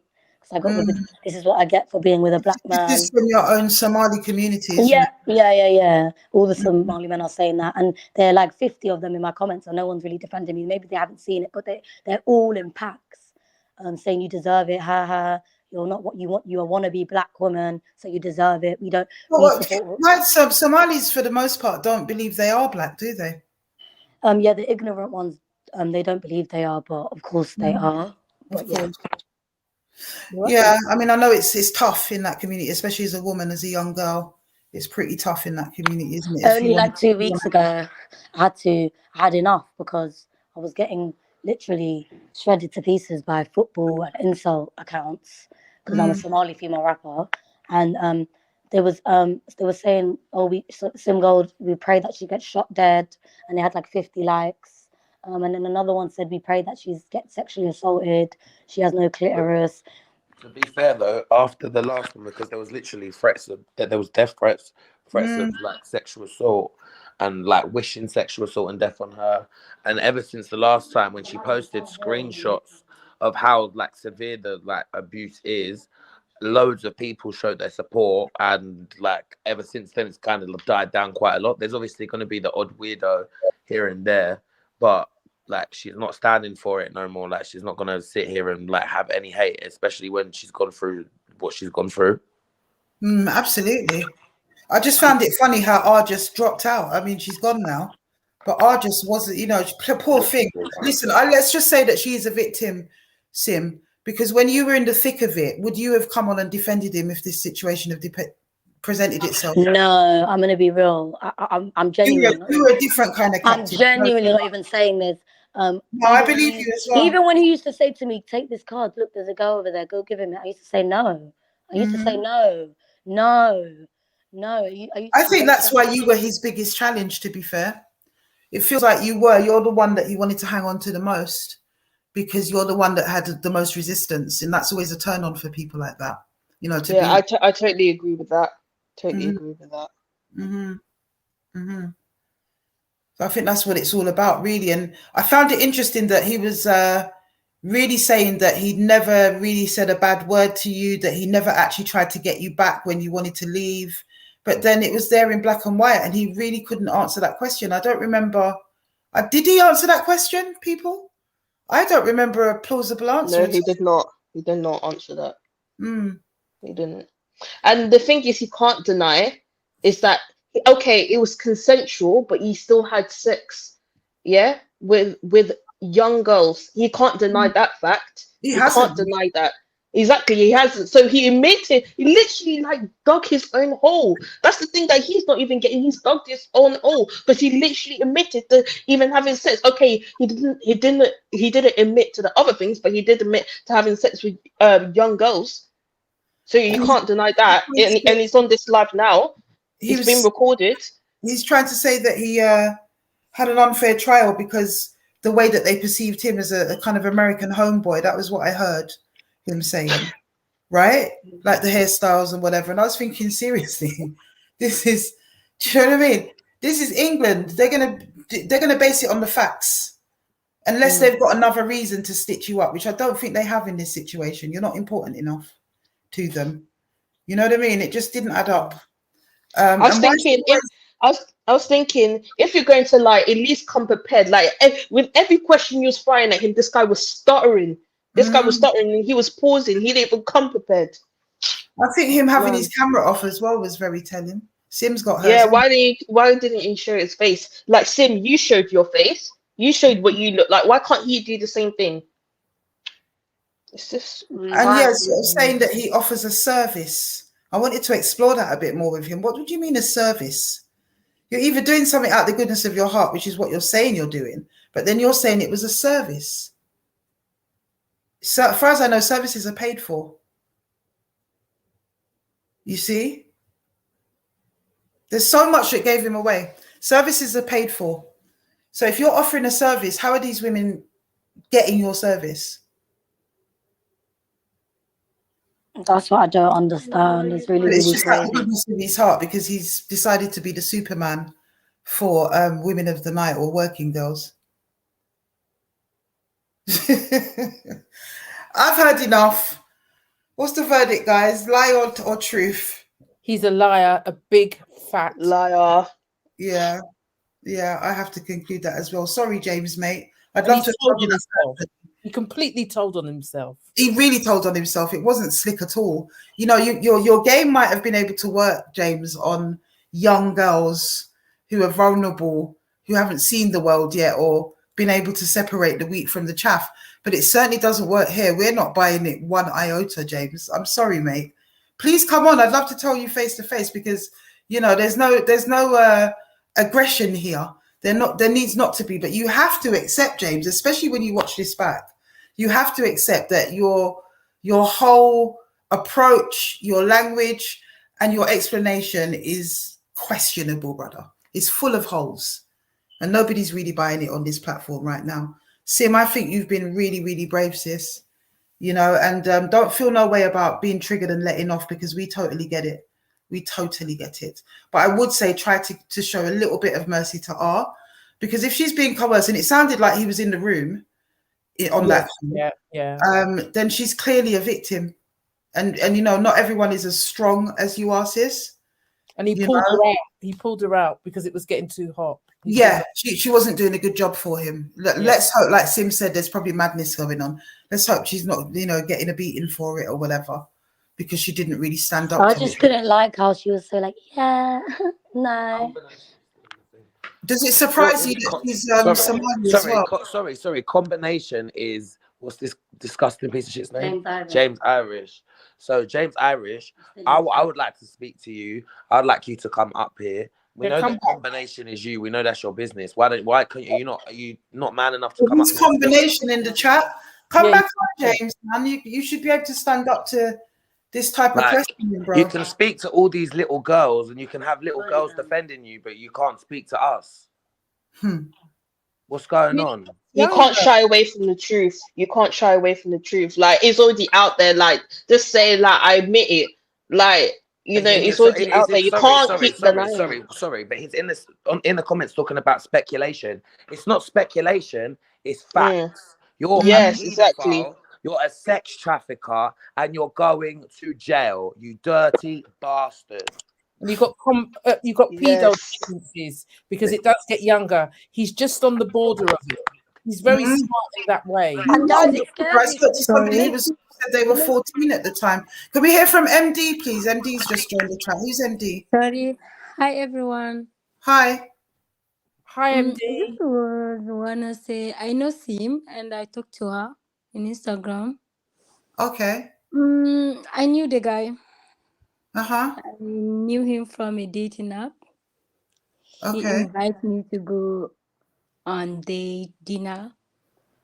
And he come to pick me up with the Chinese girl and other guy.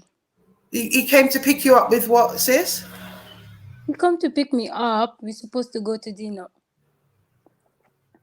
I remember I come with the girl, but he didn't told me that until he come outside to my house and he told me, oh, I'm with my friend, but it's okay, she's fine. And when I got into the car, he started driving. We're supposed to go to central London. And he took the way to go to the highway. I was like, oh no, we're not going to central London. He was like, oh, I do that service. I let people sleep with guys. They make you money. How much you want to make? I was like, I'm working. I'm making more than that. He was like, no, you're going to make money. It's fine. Nothing going to happen to you. You're going to make more than 2,000. I was like, I'm working for myself. I'm already making more than that. He was like, why you want to see me? We just going dinner. I'm just trying to know people and try to date. And he start talking, shouting. I just spent 15 minutes maximum with him. And I think the girl is not victim, the Chinese one. Even she's victim, she was acting like she's helping him to convince me. Oh, that girl was present. The Chinese, the Thai girl. She was there. Yeah, she was in the car, and she was talking to me, and she was trying to convince me a lot. I was like, "Go, no, I'm not doing that things, and I'm making money." The second thing is like, I think he just want to go out. He was asking me if I'm Somalian because I look really like Somalian. Are you East African, sis? No, I'm from West, but I grew up in Lisbon. You grew up where? In Lisbon. Lisboa? No, Madrid. Oh, in Madrid, in Spain. Okay. Yeah. All right, sis. Yeah. And yeah, I look like a lot like Somalian. And I get that from a lot of people. And the guy was really, really weird, and he had bad attitudes. I was trying to understand the girl. I was trying to talk more to the girl because it was so confusing. A girl is trying to convince me to sell myself. I was like, no. And so the Thai girl who I've been hearing about, and I've actually had a very brief conversation with her. She was a recruiter for him So clearly she's also under some sort of spell, but go ahead. Yes. I don't know. I just told her I'm so sorry. I feel bad for you, but that's wrong. And he tried to drive. I was like, you know what? Drop me back to my house, or I will open the door here Mm-hmm. in the highway. And he starts saying, no, you act like you are something. You believe too much in yourself. I say, yes, of course I believe in myself. I work hard for that. And I Mm-hmm. told him, okay, can you drop me? Or I will call the police because now I'm getting scary. Mm-hmm. Then he dropped me. I just slapped the door. He say I look stupid and I'm so sexy to act stupid. Then Wow. 1 week he started talking to me. I just ignored him. I just was like, I saw it in Simi story. I was like, no, I'm not sure if it's that guy. But when they mentioned the Chinese girl, I was like, yeah, it's him. Wow. And yeah, he was That's lying. I listened to terrifying, him. sis. And how old were you when this was going down? It was last year. I was 20. That's younger than at least 2 of my children. Wow. Oh wow, sis. And you're over here working and studying, or what are you doing in London? Yeah, I work and I study. Okay. So it's the same thing, and you look Somalian. So there you are. Yes. You clearly Yeah. thought you were Somalian. So that Somalian type of look, He he have that. approached you, and it was the same offer of working for him, of putting you on the game. This guy's Yes, and I unbelievable. never told him what I'm doing or I was working or not. I just told him I'm a student. Mm-hmm. He was thinking I'm not making money. He was like, no, you have to make money, London. Mm-hmm. And he just tried to find someone who is like, I'm Muslim too. And I Mm-hmm. remember he asked me that in the phone when we was Mm-hmm. texting each other. Oh, he asked you if you were Muslim. Yeah, Wow. he asked me a lot of things, and I don't tell people where I'm from or what I'm doing. I always keep like private. Mm-hmm. Oh, I'm from London. Yeah, I'm Muslim. Oh, So he preyed on the same vulnerabilities, same. You picking this up, Sim? yeah, same things. Yeah, I know. And yeah, it's like he has a weird obsession with Somalis and stuff like that. And he Yeah, did I have a think fetish for so. Muslims. I know he did for a fact. I was with Mm. him for a year, guys. I know him inside out. He had a fetish for Muslim girls. Like he basically is obsessed with naivety, innocent, Mm-hmm. like purity. And the way Um, our culture is, I think he's really obsessed about that. Mm-hmm. Yeah, obsessed about what? Sorry. about the culture, like how Muslim is quiet, respecting the rule, like you have to follow the rule. He was like, oh, you have to listen when I tell you something. Yeah, the same thing as that's why Andrew Tate is Muslim now, and the guys from Fresh and Fit, because a lot of these Yeah. predator pedos they love Muslims because they see how some Muslim women are treated. Yeah, I mean, he Mm. obviously likes the submission, the kind of free submission that he's allowed Yeah, to he used to tell me you're not submissive inflict. enough. You're not submissive at all. You'll never get a man. You're not submissive. He used to make me watch YouTubers that are like Andrew Tate and Kevin Samuels and say, learn from them. And he used to say Bill Cosby's innocent all the time. He used to even, and I used to argue with him and say, no, the fuck he's not. Like I used to say, and I used to say I'm a feminist because I became one because I experienced a lot of like colorism and stuff. So when I was Mm-hmm. 16, I like on Twitter, I saw a lot of feminists and I became one and he used to pick on me for it. And he even brought a couple friends around and was like, guys, she's a feminist. And all of these grown men were just like laughing at me, like, oh my God, you're a feminist, lol. Like, you're like, wow, you're stupid. Da, da, da, da, da. Yeah, he was telling me I have too much attitude in the car. He was like, your attitude is too much. Why you like talking like that, confident? Or like, that's who I am. Thank God you guys were strong women to stand up to him, really. How long were you around him, MD? Not long. We just spent 15 minutes together. He Oh, you just said yes, picked 15 me up minutes to was the enough. highway. It's nothing. We just tried to talk to the highway. He was like talking. The girl was talking. He have a friend, and he told me the friend is bodyguard. I like, guy, I'm not scary to your bodyguard. because I'm not scary to open the door. Right now, we die all together. You go, girl. Yeah. So this begs some more questions for me, because I was contacted by a Thai lady. Well, actually, I was on a call to him, and he put the Thai lady on to verify that he was a great guy. You know, she didn't really say much. She seemed a bit spellbound. And I thought it was because her English was bad, but they said it was because she was shy. So I wondered why he put her on in the first place if he knew that she was going to kind of go mute on me, you know. But she sort of managed to blurt out that he's a nice guy and she doesn't understand what's going on. And if this is the same Oriental woman that you encountered, MD, then what the hell is going on? And why did this woman feel that she needed to come on the phone and lie to me? I mean, he did invite her onto the phone. So many questions. Yeah, So I've many been questions. here since 9. I be listening to him talking. I was like, no, he's lying.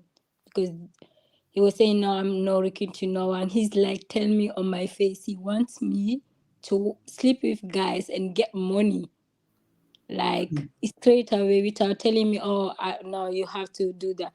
And I told him, I was thinking you and me, we're going to date. He said, oh, yes, we're going to date. But yeah, you're going to date other people too. I was like, no, I'm not like that. Wow. So James, like, come back on, bro. You said you wanted to come on and defend your corner. S, whoever you are, your device is not connected, S. Please try and connect your device if you can. Come on, James, come in and talk to us, man, because put Sim to one side. Please put Sim to one side, because this is a lot, brother, and this sister is very fine. As I said to you before, there are women. I'm glad you came on tonight. There's somebody called Samira that wants to come on as Yeah. well. Hey, sis. Hello, can you hear me? Nobody jump off. Yeah. Hey, Samira, I can hear you. I just wanted to just say, Sim, we all support you.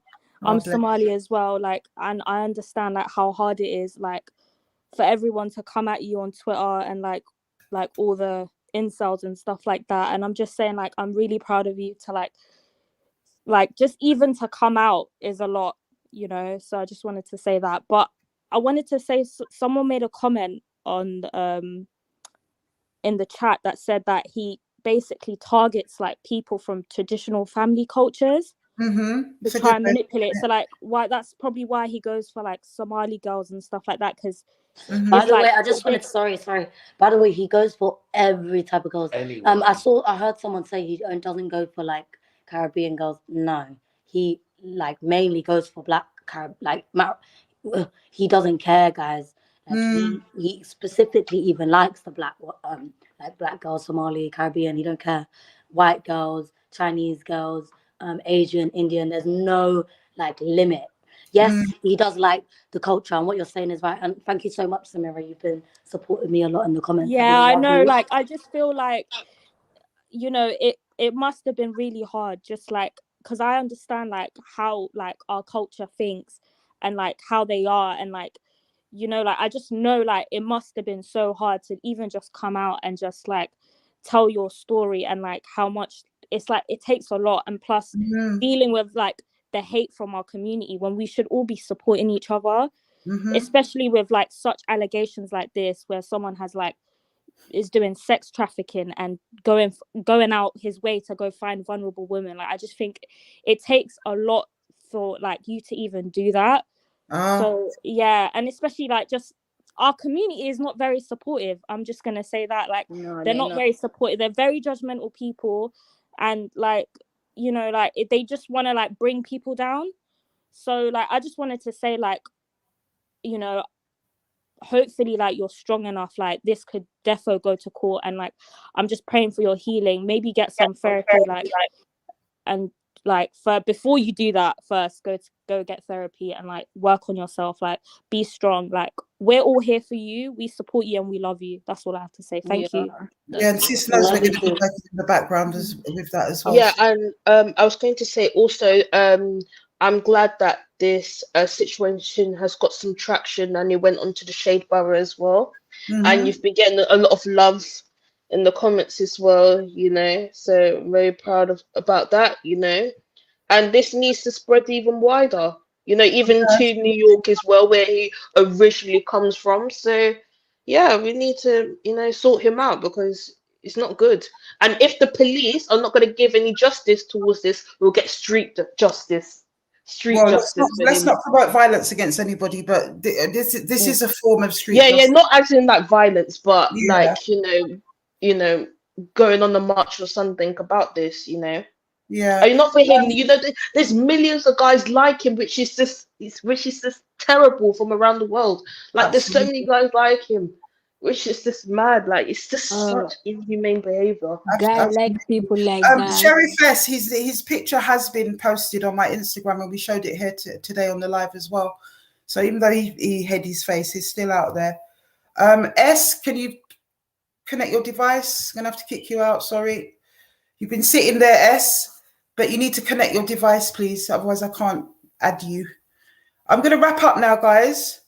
MD, any final words, sis? Thank you for sharing that as well. That was unexpected. You weren't scheduled to come on tonight.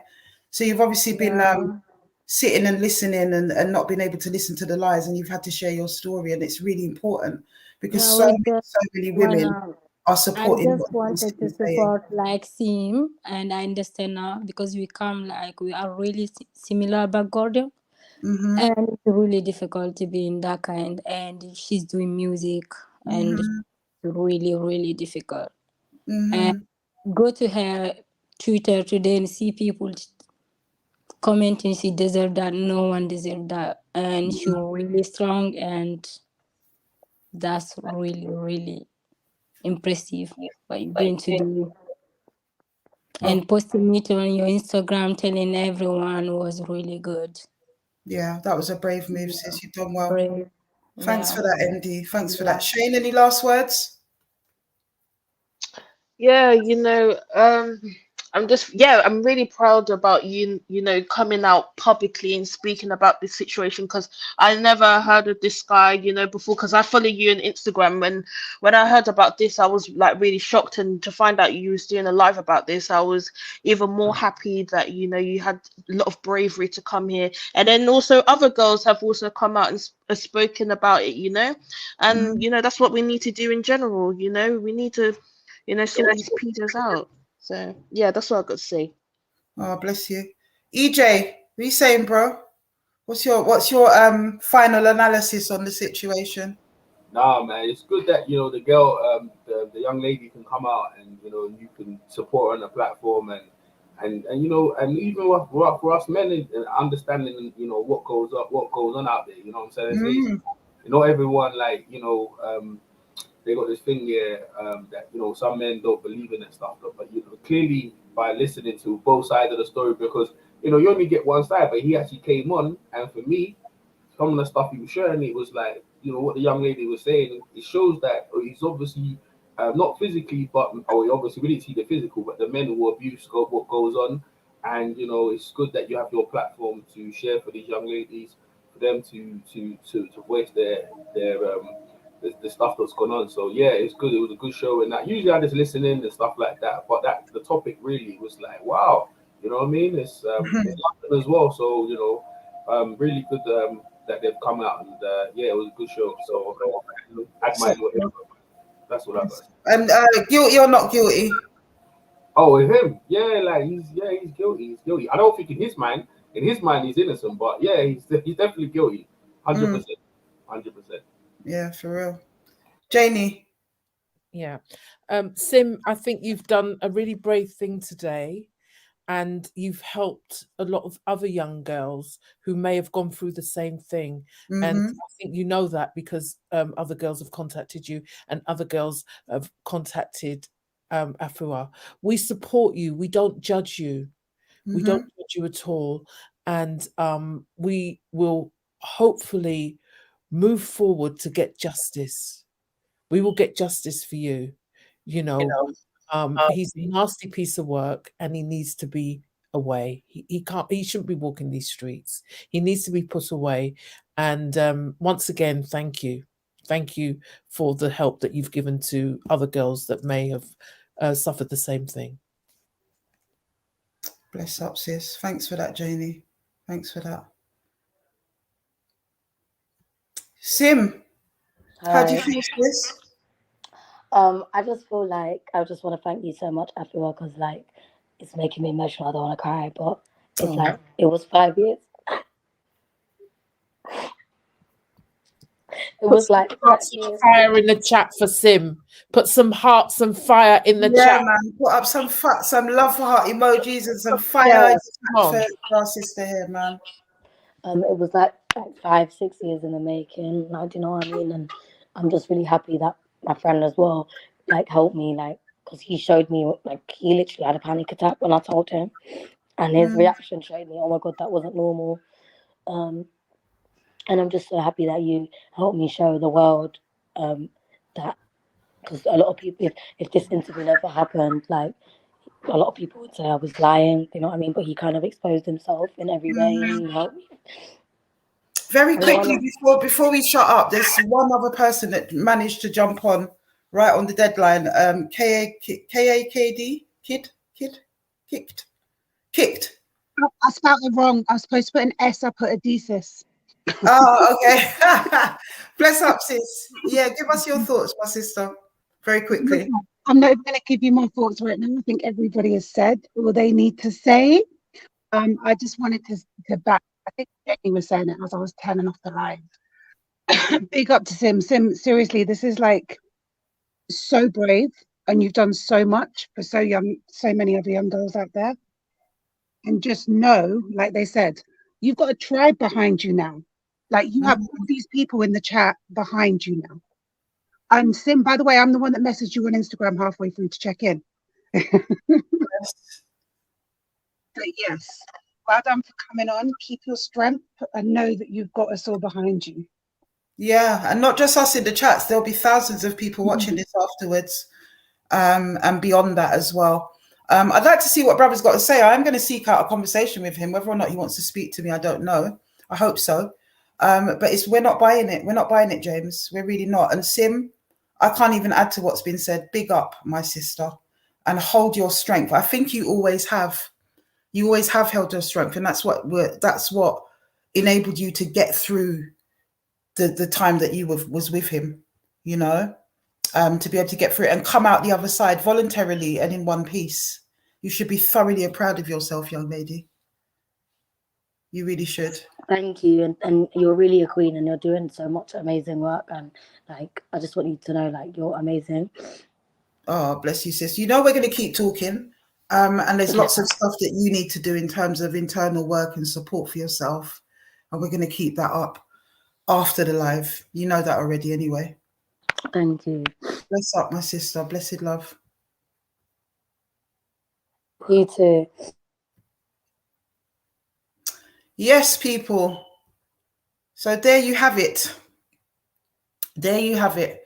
I definitely will be speaking to that sister outside of this environment. And her and I are going to be, aftercare is a must. Psalms 91 is an absolute must. And the sister's a strong sister, you know. I just wonder why it is that we seem to see the same patterns over and over again when it comes onto these men. She's lying. She's a spawned lover. You know, she's vulnerable. She's all over the place. But they never seem to take responsibility for why it is that they seek out these women. But here we've had a man that has actually admitted, yes, I go about my business seeking out women, escorts, prostitutes or whatever, so that I can give them a safe space and teach them how to be better people and not have to be on the game, because I look for whatever talents they have and I exploit those talents and they benefit from it. And I do it for no pay, nothing, just the goodness of my heart in these days and times. It's not impressive at all. But yes, my brothers and sisters, long life tonight. I think we all want to get to bed. We're tired. Put up a 1 in the chat if you believe that this brother is innocent, and put up a 2 if you think he is guilty. Let's just have the final poll on this for tonight, because I'm not convinced. Not a Ross. Honestly, it's too much. If he's innocent or guilty, a 1 if he's innocent, a 2 if he's guilty. Let me see what the chat is saying. Let's have a little poll. Someone's put up a 4. What does a 4 mean? Does that mean you're undecided? Should we decide that 4 is undecided then? So 1 innocent, 2 guilty, 4 undecided. Let's have a look. We're seeing a lot of twos so far. We've had one undecided, mostly twos, lots of twos, which means probably 100% guilty. Wow. Wow. Bro, this isn't an Afua thing. There's practically no ones in this chat, James. Nobody's buying your story, bro. You had a fair crack at the whip. You cannot accuse us of not letting you speak, of hearing you out. You cannot accuse us of that. We didn't try to shut you down. We didn't try to gaslight you. We didn't try to do any of those things. You presented your story. I presented your evidence in the balance, which was fair. And I also presented her evidence, and we heard both testimonies. And most people are saying, no, EJ Boxing Live says one all day and night. One meaning that he's innocent, EJ, which I know you don't believe that. So I think you've got it the wrong way around, bro. It's a two for, one for innocent, two for guilty, four for don't know. That's what it is, EJ. But yeah, I know, we know what you think, my brother. But yeah, man, wow. It's almost unanimous. It's almost unanimous. I will be supporting these sisters to come together and form a cohort so that this man can be brought to justice. I really will. I really, really will. We've got India back again. I'm not taking any more panel, sis. So my brothers and sisters, I'm going to be taking a sabbatical quite soon. I need a break. And we've got so many projects that we need to work on in the background and pay our full attention and focus on. So you're probably going to get one or two more lives until we're going to go offline, probably come back sometime towards the end of the summer or autumn, at which point we'll be pushing for the 2023 March and doing what we always do. But we need some time out. This has been going for almost 3 years this year. It has never stopped. It has dominated absolutely everything in my life. And I need to not only take some personal time out, but I also need to focus on the other aspects of this campaign that we have said that we will deliver. And I'm finding it very hard to do all of it and both. So we do need to take some time out. You know, like even, I don't know, soap operas and whatever, you know, these shows, they go on a hiatus and they come back in the autumn or in the spring or whatever. It's going to be one of those ones. I'll still be posting on Instagram. I'll still be engaging. I probably will still be doing members only lives, albeit that they won't be every single week, but I'll be engaging in those ways through Instagram, through the members lounge and places like that. But there's not going to be a regular live every Friday for a while. I don't know when that while will start, but I do know that there probably will only be one or two more lives. And I say that, I just hope that a big wind doesn't come blowing in and I'm forced to stay on a lot longer. But yeah, that's kind of what I'm planning at the moment, my brothers and sisters. And, you know, there's travel involved in that because, as you know, that I've got multiple interests in multiple locations. And I've been back 2.5 years now. Can you imagine? No, 2.5 years. Yeah, it is. It's 2 years this year that I've actually been back in the country. And that was never supposed to be the plan. So there's stuff that I need to take care of, and so on and so forth. So my brothers and sisters, have a wonderful weekend. Everyone's back at work on Monday. I know a lot of people had this week off. The kids go back. Keep yourself safe. Keep speaking your truth. Keep those stories coming. We want to hear about them. And we will actually be liaising with people individually behind the scenes to create a sort of backlog, if you like, of stories and investigations that will be happening even when we're off air. So we'll still be working to some extent. All right. Bless up, people. I will see you again next week. Afua Speaks Community Conversations. Don't forget, tune in, press the like, press the subscribe, press the notification bell, and also look in my bio on Instagram. You will see ways to donate. I've not been able to go through it this evening, but we are grateful for all support. Blessed love, my people. Blessed love.